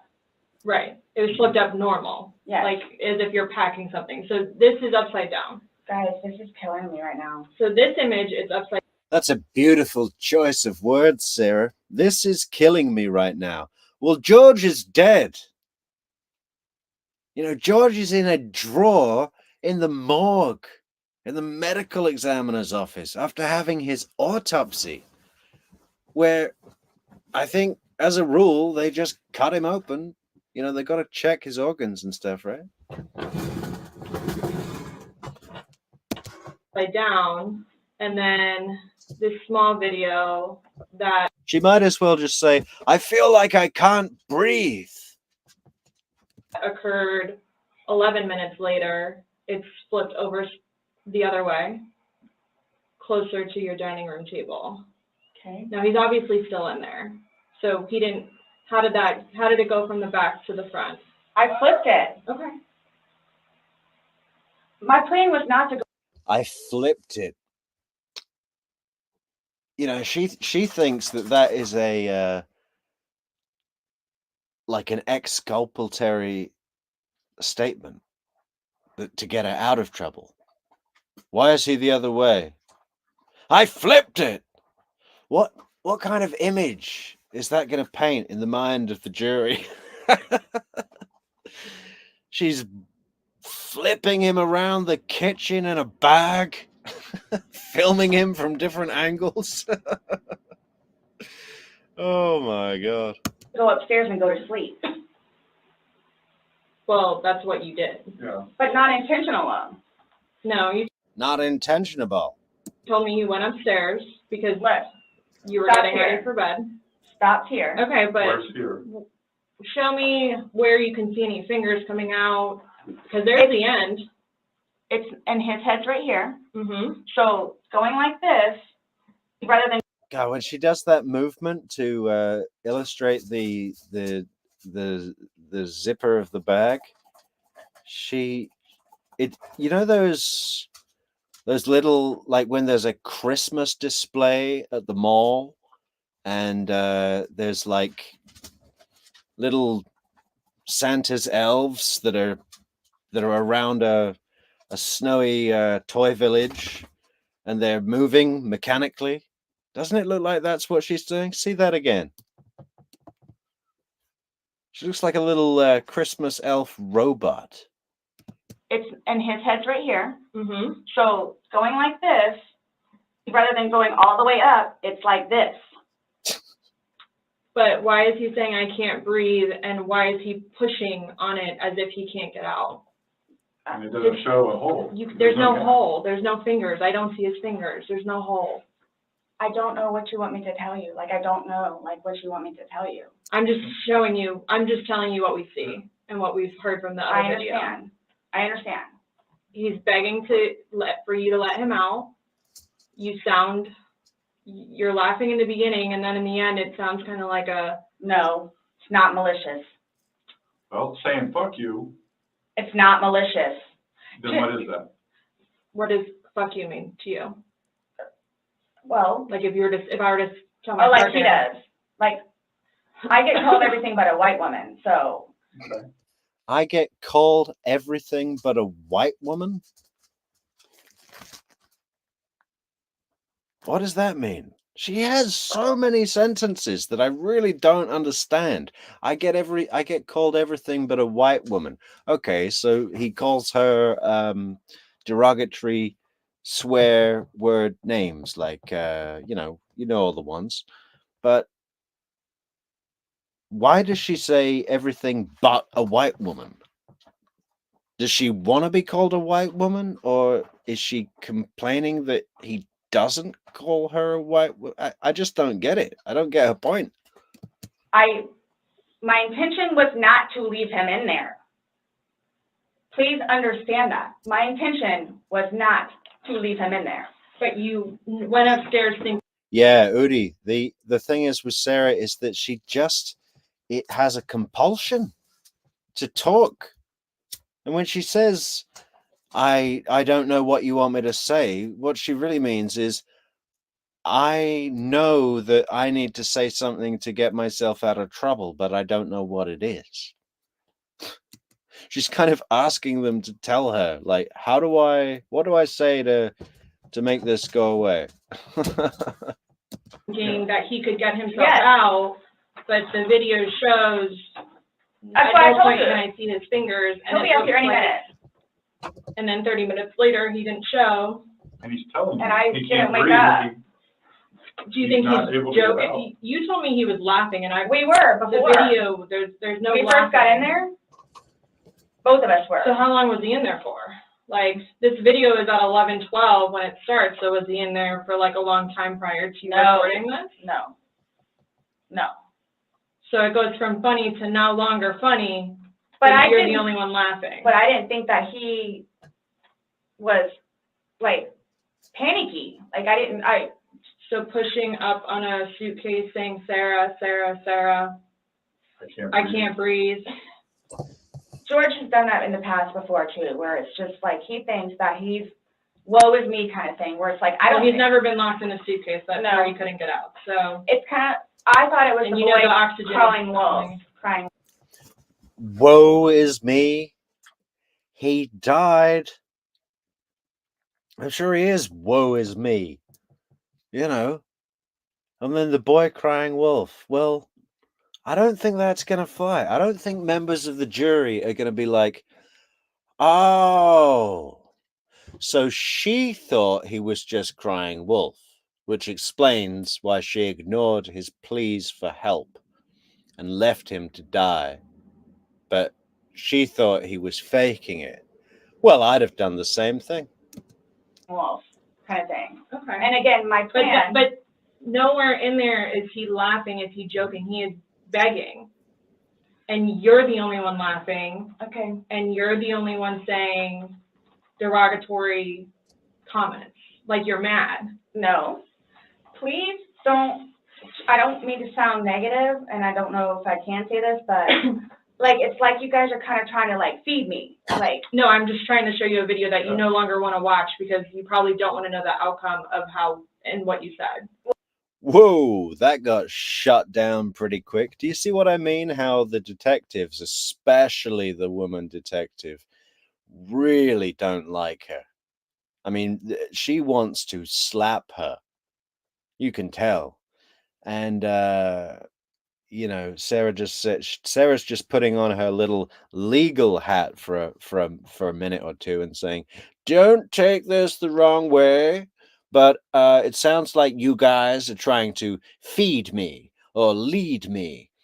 And you know, like and then the detective comes in quick and says, "No, I'm just trying to make you watch a video that you no longer want to watch because you probably don't want to know the outcome of what you did," or something like that, which is pretty heavy.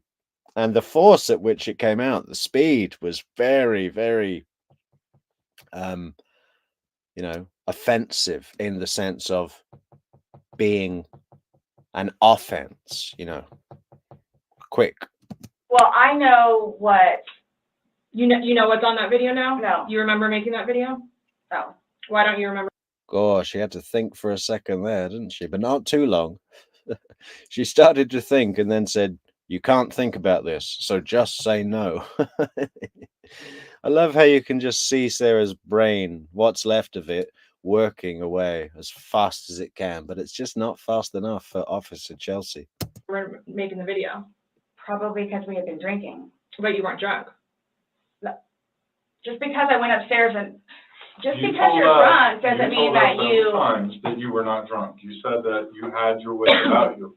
You said he had his wits about you. Mhm. You said that you don't like not having your wits. In my experience, if somebody cannot remember doing something to the extent of making 2 videos and a video and taking a photo, they are intoxicated.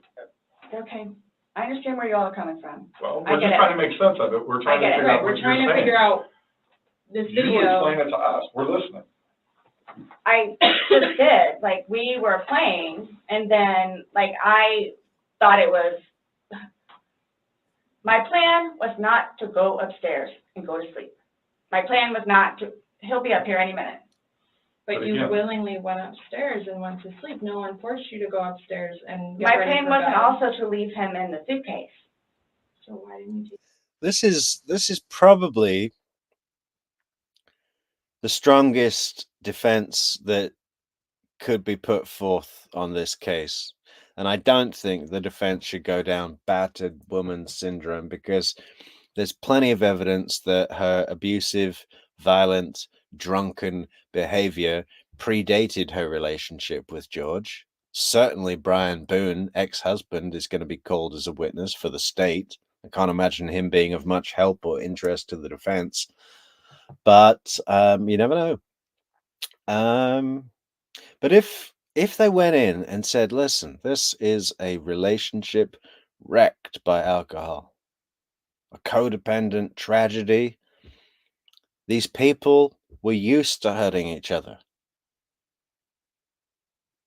and they always ended up on good terms." She genuinely thought he would be able to get out, that he'd work his way out. Yes, he was saying he couldn't breathe, and yes, he asked to be let out, but when she went upstairs, she thought he would be safe.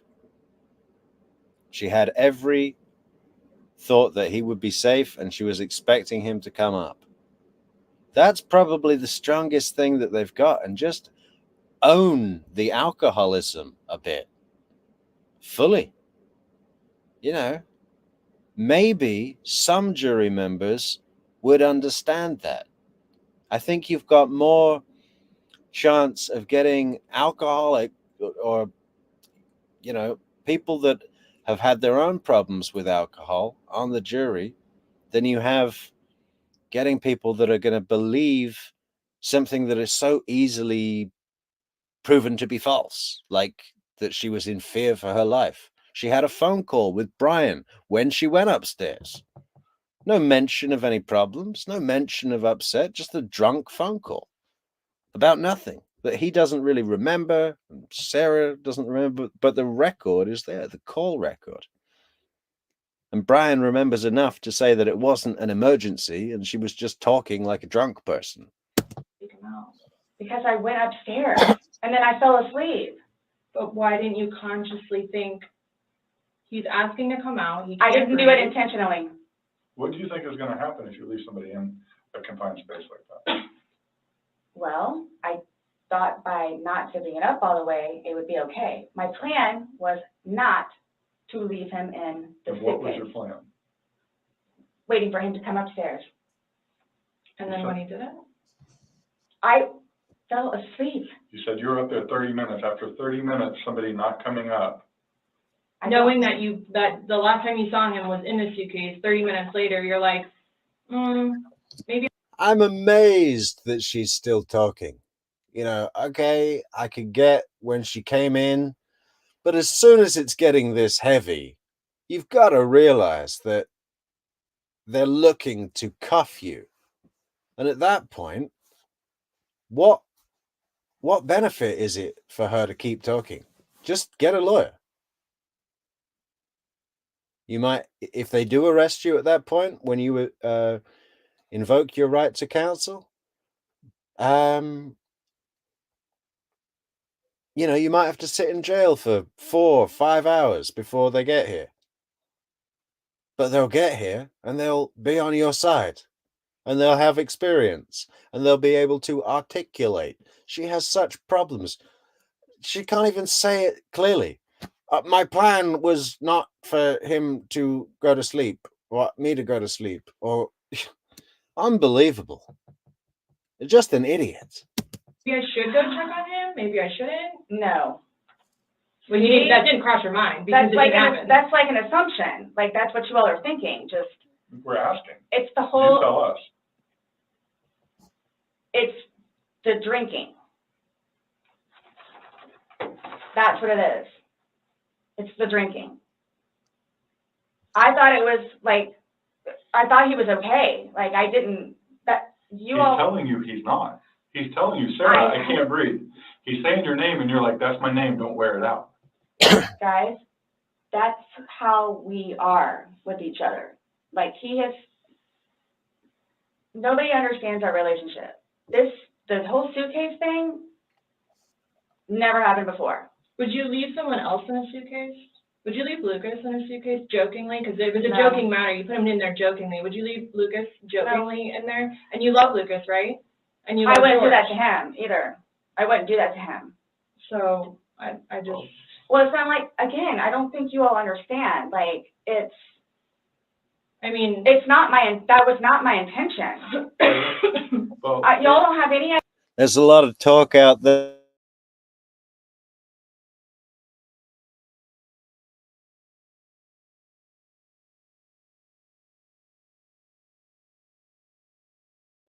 about how describe her mindset in a way that is legally, you know, it wasn't my intention. It wasn't with malice, or as she says, it wasn't malicious. And then there's this point where she goes, she's meant to say, she means to say no malice, but she leans in and she says, no malicious. And then she says, no malicious content instead of intent. It's just comically, you know, and those wording mistakes indicate that she's just like quickly looked up, you know, what do I need to say to the cops when they're looking if I'm responsible for the murder? Idea what I've done for him. But by your acts, and that's exactly right. You get to the point where you've done so much for somebody and they don't show you any appreciation. He did. Not by your words in the video. I don't get that. He did. Because you bring up the fact that when he's choking you, you can't breathe. That's how you felt when he cheated on you. You couldn't breathe. And you verbally several times told him just fuck you. Well, you said it in the video. You won't let us play the rest of it. You don't want to. When I say cheating, it's on his phone. Okay. Cheating is cheating. I And if think you so cheat- too. Exactly. It's your definition of cheating though, so, I mean, Yeah. that's what the word cheat means. And that's what you told him in the video, that I couldn't breathe when you cheated on me.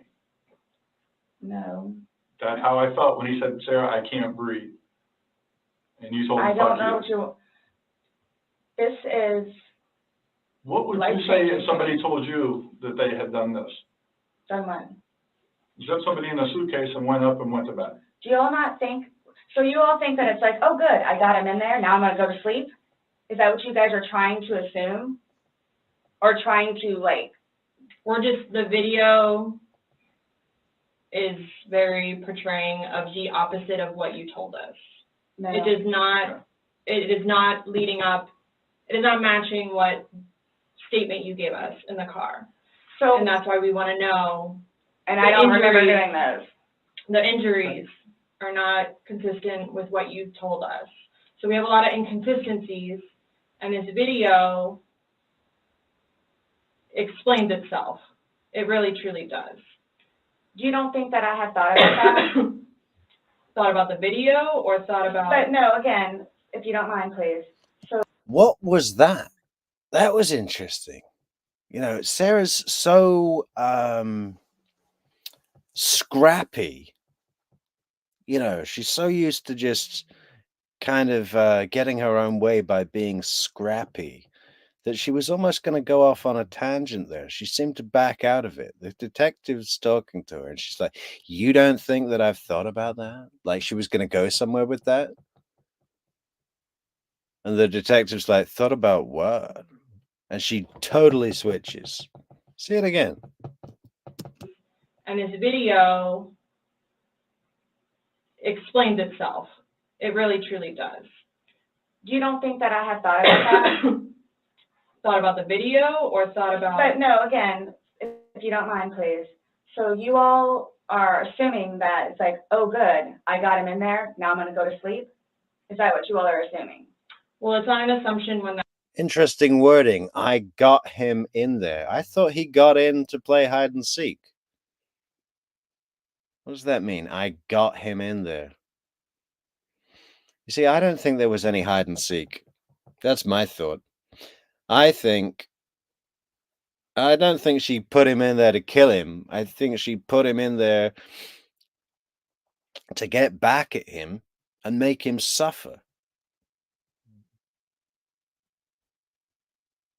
I don't think it occurred to her that he could die, but he was in there, clearly in distress. And, you know, people say, well, if you get drunk and you get into your car,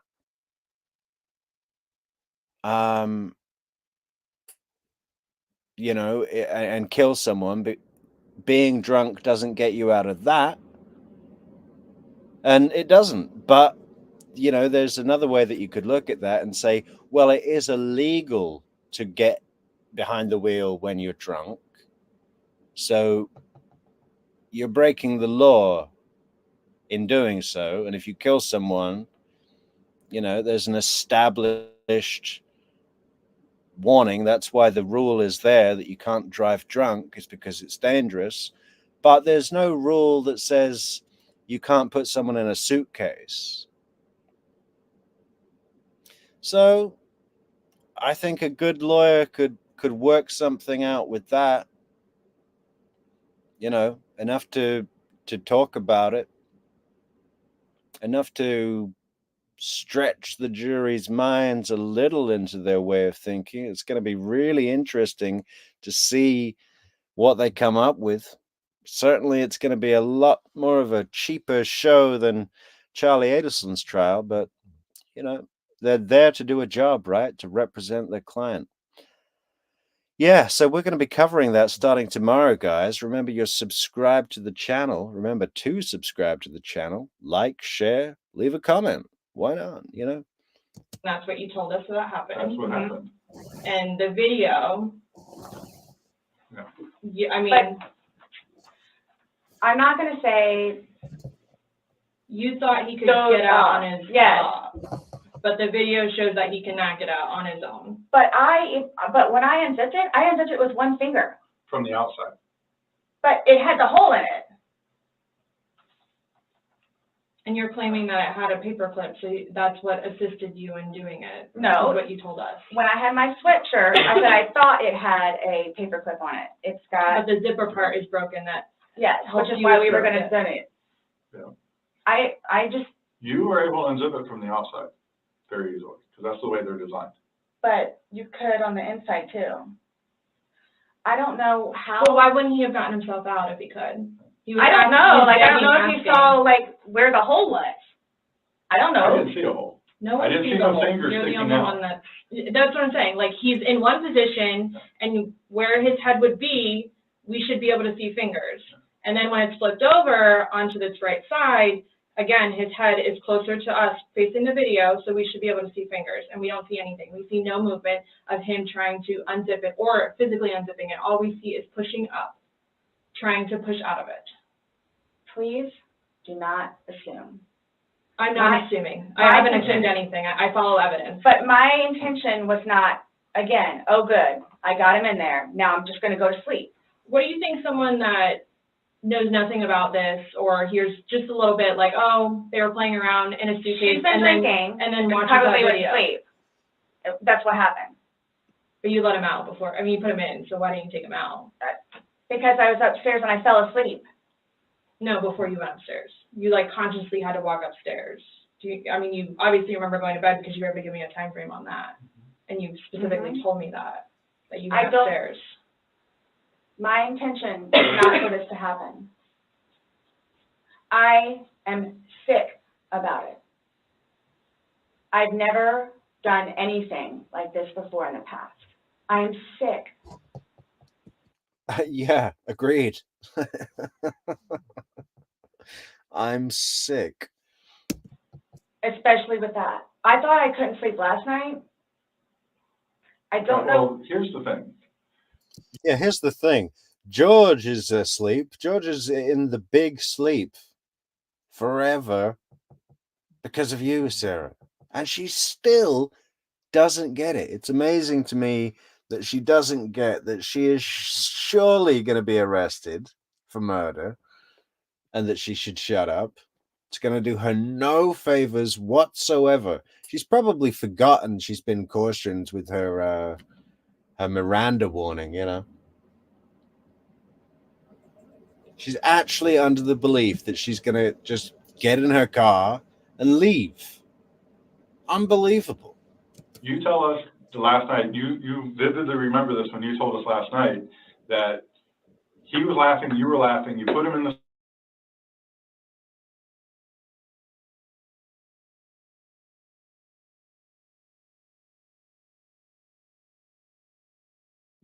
derogatory terms to him when he's begging for his life to get out of that suitcase. So what my thing you is say that we're assuming, we're not assuming, but we're the telling you fingers, what's on there. so it just happened to be that whenever I was videotaping or doing whatever else it was, just happened to not have that in it. Okay. And you also in the video, you can't see any holes. There's nowhere in that where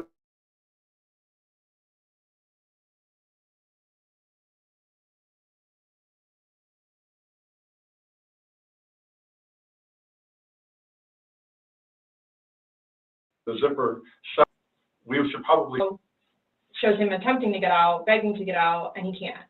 So that's just what we're trying to figure out. I don't know if maybe you had too much to drink, you zipped it up all the way, and then, you know. I did not zip it up all the way. Okay, well.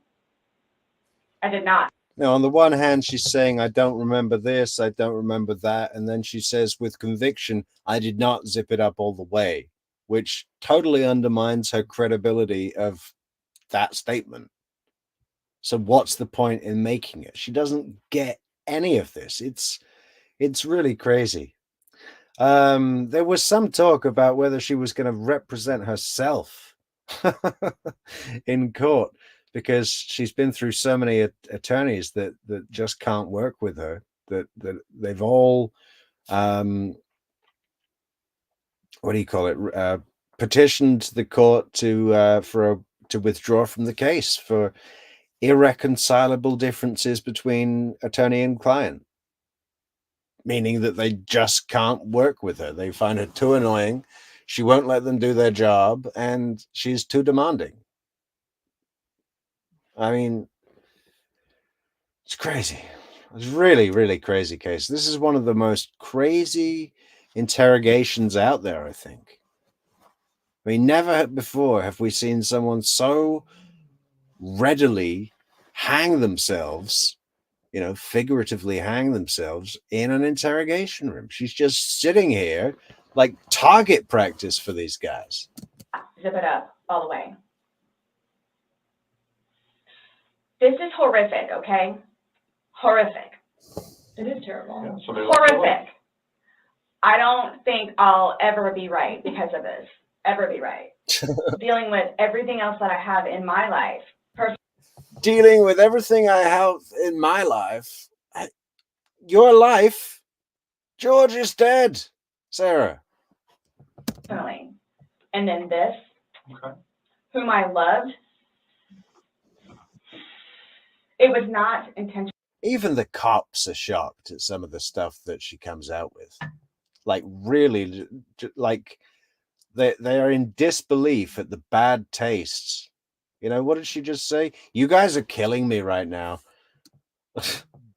Dealing with the stuff in my life, me. It's I will put my hand on the Bible. It was not here we go again. I will put my hand on the Bible. It was not intentional. intentional. I would not do that to him nor anyone else. But you did. Not intentional. You intentionally went up to bed.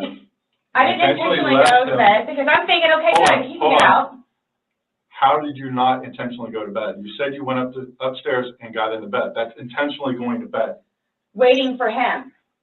And he doesn't come, but you don't go down to check on him. So I happen to go to sleep. When I say go to sleep, and what do you normally do when you go to bed? Do. What do you normally do when you go to bed? What do you mean? What is a bed for? Going to sleep. Right. So you go to but bed obviously to do you what? Can tell too that like I've been drinking drinking also. To do what? Okay. You kept telling us, hey, I wasn't intoxicated. I wasn't this. I wasn't that. Being drunk and intoxicated, which yes, you could tell that I had been drinking, but okay. So if you weren't intoxicated, then why would you ever leave somebody in a suitcase that's begging to get out, that's telling you they can't breathe? If I hadn't been drinking, You see the mess that Sarah's gotten herself into here. It's like she doesn't want to say that she was drunk because she thinks that will make her look bad, right? But if she'd have just said that from the beginning, like, we had a crazy night. We were so drunk, we didn't even know what we were doing. We were messing around. And then I went to bed. And I didn't realize he was stuck in there.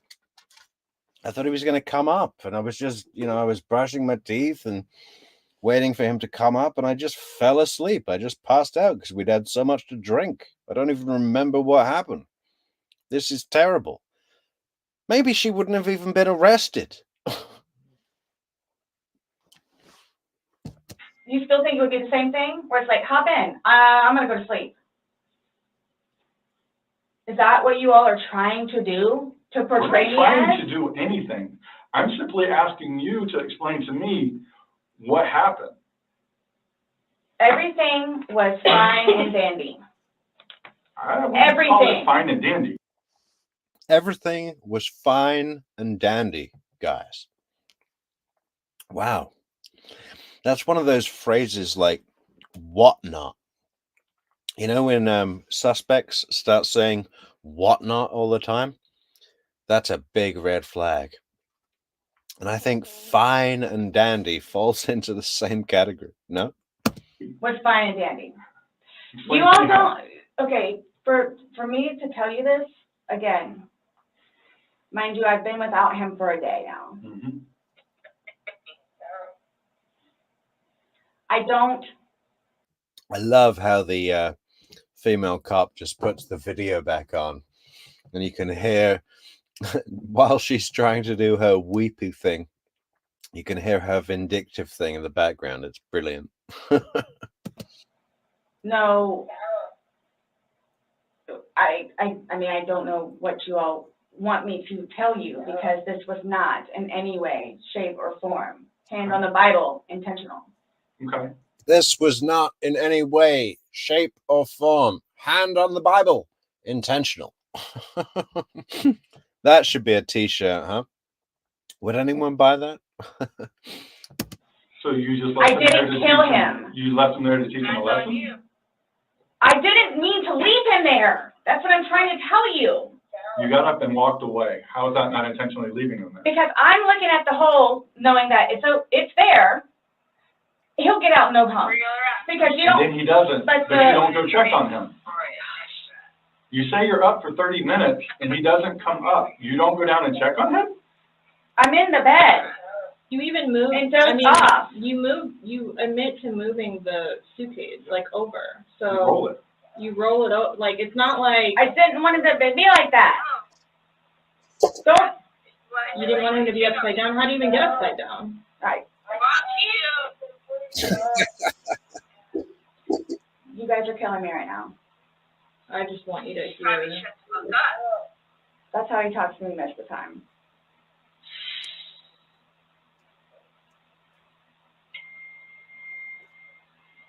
I don't know how you want me to say it. I'm just trying to figure out what you would expect to happen to somebody when you leave them in a suitcase. I didn't mean to leave him in there. Okay. What's your reasoning for, not calling 911 sooner? Because I didn't know what to do and how horrific it was. I called Ryan, and like what, 5 minutes later I called you guys? Not even 5 minutes. Nonetheless, that I had to like I was trying to do CPR. I had to get him out and try to do CPR and then called you guys. And then was continually doing CPR with the dispatch on the phone, where he had me count out loud to help me focus on what I was doing.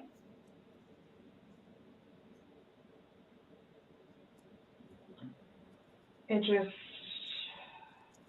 I don't know how, I mean, you can sit here all day long and say, I thought he was gonna get himself out, but that, he didn't, and you went upstairs, and you stayed there for 30 minutes before you fell asleep.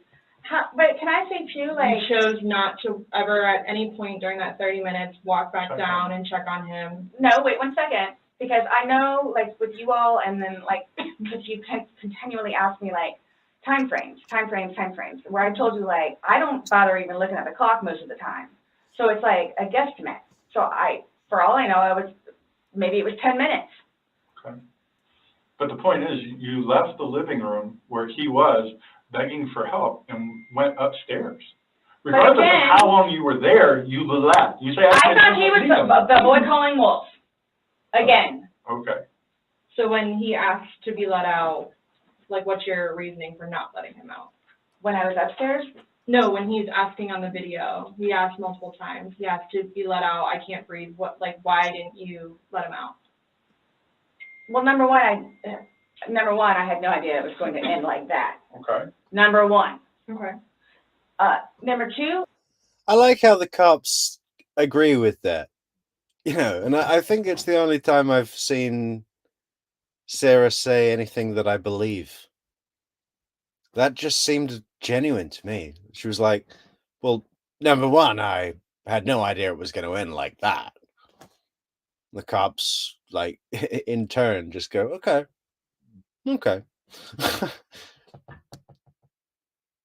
You know, is there anything to work with there? Her defense counsel is like, opening statement tomorrow morning.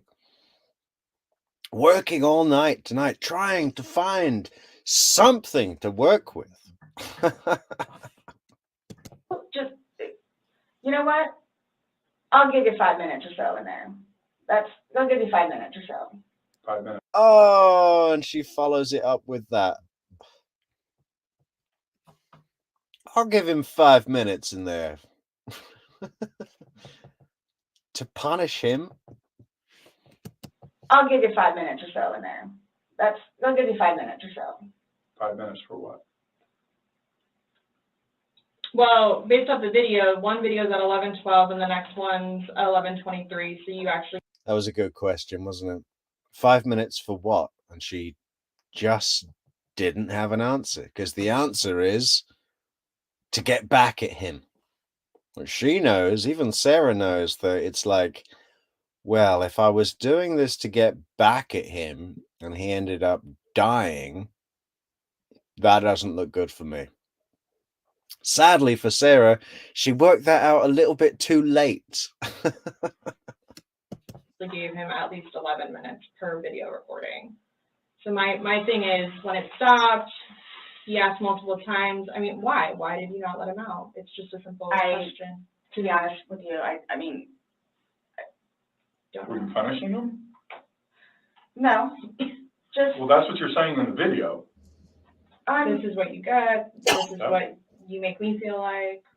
see, and then it's all backfired on me. Like, it's all backfired on me. And I understand that Well, you're alive, Sarah. You know, George is dead. It's all backfired on me. the severity of this, I just, Yeah, he's dead. it's awful, I know. Okay. It's awful. And I will tell you both this right now, too. I will never drink alcohol again. Okay. What has that got to do with anything? And has any alcoholic that said that ever stuck with that? I mean, I know people do, but not when they say it like that.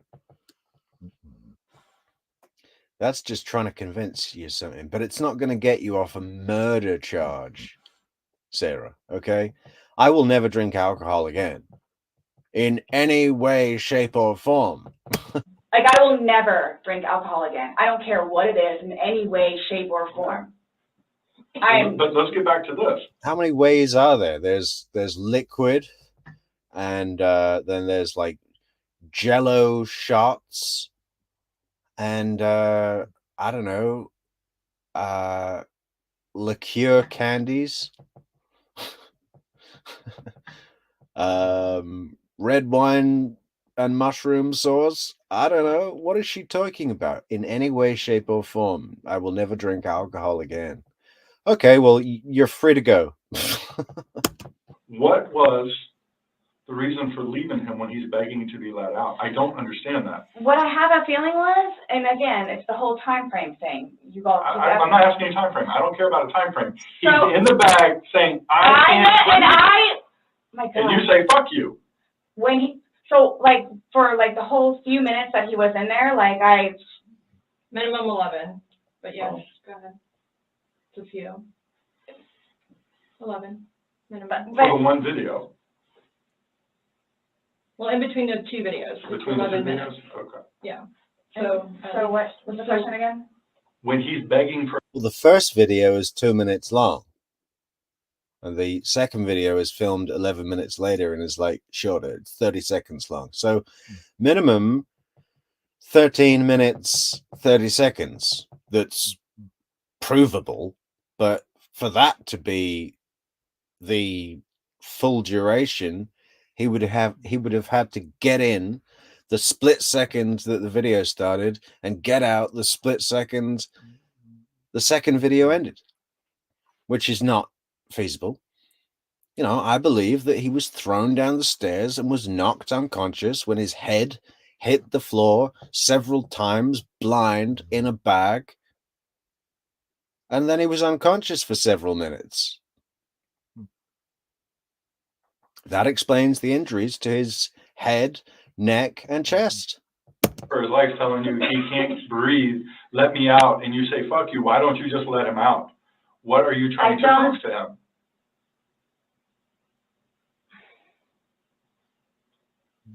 There was obviously something in your head that you were thinking of when he was asking to be let out, and you're Does she believe at this point still that she's going to be walking out of here? Let us know in the comments, guys. Like, share, leave a comment, and remember to subscribe to the channel because we're going to be covering the whole Sarah Boone case. which starts tomorrow, guys. It's been 4 years coming. 4 years she's been waiting for this. We've been waiting for this. You're like, Again, no, it's the no. boy calling wolf. Okay, but where does this game end? I don't. You say this is a game. You got somebody in Obviously, there. like the wrong way. So what was your intention for leaving him in there? And it's not fair. It is not fair. You guys are trying to, again, oh, he's in there. Night, night. That's what happened. No, That's absolutely what happened. intentionally. How's it not? You got up off the couch, walked up a flight of stairs, and got in your bed. Thinking he was going to get out. And he didn't, and you still didn't go down and check And it's on him. the whole 30-minute thing that you guys are trying I to don't do, care about 30 whatever. minutes. It's like, for all I know, He's it's begging 10 for minutes. his life. He's begging for his life, telling you he can't breathe. I don't know what you want me to tell you. Like, I don't. I didn't intentionally mean for this to happen. But you Then what can did you tell us intend? why you left him in there and went upstairs. That's my only issue. Like, what am I supposed to write? What do I write? So my thing is, though, it's what I have a feeling is I went upstairs and just hit the bed kind of thing. But again, I'm thinking he'll be up here any minute. But then I go out. But my question is, why didn't you just let him out prior to going up? I don't know why. He's begging to be let out. He's not laughing. He's not having fun. Guys, you said I know. I don't this know. was supposed to be fun. You were laughing before. Before you said he was laughing, you were laughing. You went upstairs. He had his fingers out of the bag and he was playing. Well, obviously that's not the case. So are you guys, so what is it you're trying to, like, We're just trying to figure out why. why? What? Why? What was the motivation? Why? What? What was your motivation, Sarah? George is dead, Sarah. Come on. We're trying to figure out your culpability, moron. For leaving him in the bag. Why he was left in the bag? Why did they? I didn't have any motivation. It was me, he and I having a great day, fooling around and being stupid, and apparently me going upstairs and hitting the bed, not going to sleep, where it's like, I'm tired now, I'm going to go to sleep. That's excluding, it's a good analogy for the day, excluding the fact that he's got a bump on the back of his head, a bump on the front of his head, and his lip is busted, and he has a bump on his eye. I don't know what you all want me to tell you. Like, this is not fair at all, at all. Yes. Okay, guys, that might be a good place to leave it for tonight. We're about halfway through. It's a two-hour journey we're taking here. So we're going to have to pick this up tomorrow morning, pre-trial. Or maybe we'll do the trial like, staggered days. Like the first day we'll cover on the second day and so on. Wait and see for tomorrow, guys. But we're going to say good night and thanks to all you wonderful viewers. We appreciate it. Like, share, leave a comment. And subscribe to the channel. Many more videos coming out. What are we doing? We're going back to the Adelson case or the Markel case, the Professor Markel case. We've got a lot to get through there together as one in a group. I think next on the Markel case, we're going to do the Lacasse testimony trilogy, which is about to become a what do you call a four? A quadrology. Yeah, I think there's another word for it, but I can't remember what it is right now. A quartet? No. Okay, well, yeah, I think we're going to do each of Lacasse's testimonies in court. That's both for the prosecution or the examination and the cross-examination. Remember, we've got the first trial with I can't remember. I think it's Georgia Kappelman. And then we've got Mr. Sanguinet for Sigfredo Garcia, and Catherine Magbanowa's lawyers are going to come on too. Then for the second trial, it'll just be down to state and defense. And of course, perhaps the most interesting testimony, the reason that we're kind of making this video is to have a look at Jeffrey Lacasse's physical and mental health signs. during the third trial, and how this situation that he's been tied to for a decade, which is more than 20% of his life. I don't think he's quite 50. 20% of his life has been tied up in this trial. I know he's been doing other things, but it's a long time to have that anchor around your neck. And also, we're going to find some time to get into the court testimony of Esmeralda McCandless and some other witnesses from her trial, which was very interesting up in Wisconsin. Kind of similar, you know, all spousal killings we're looking at so far. I don't know what that says about us here at True Crime Metrix as a curator, but we will also be going into parricide, which is the killing of one's own parents. And I think we're going to be looking at the case of Chandler Halderson, first of all, for that one, followed by maybe Joel Guy Jr. down in, well, I think that was in Tennessee. Oh, he was from Louisiana, but the family home where the murders happened was up in, I think it was Tennessee. Or was that where his parents were going to move to? And we're also going to do a few cases of family annihilators. We're going to be doing the Grant Armato case down in Florida. That one's for you, Udi. Look forward to that. And then, of course, Chris Watts. Maybe we're going to wait until we're in our $1 million studio, custom built, at the end of February. So make sure you're all subscribed to the channel.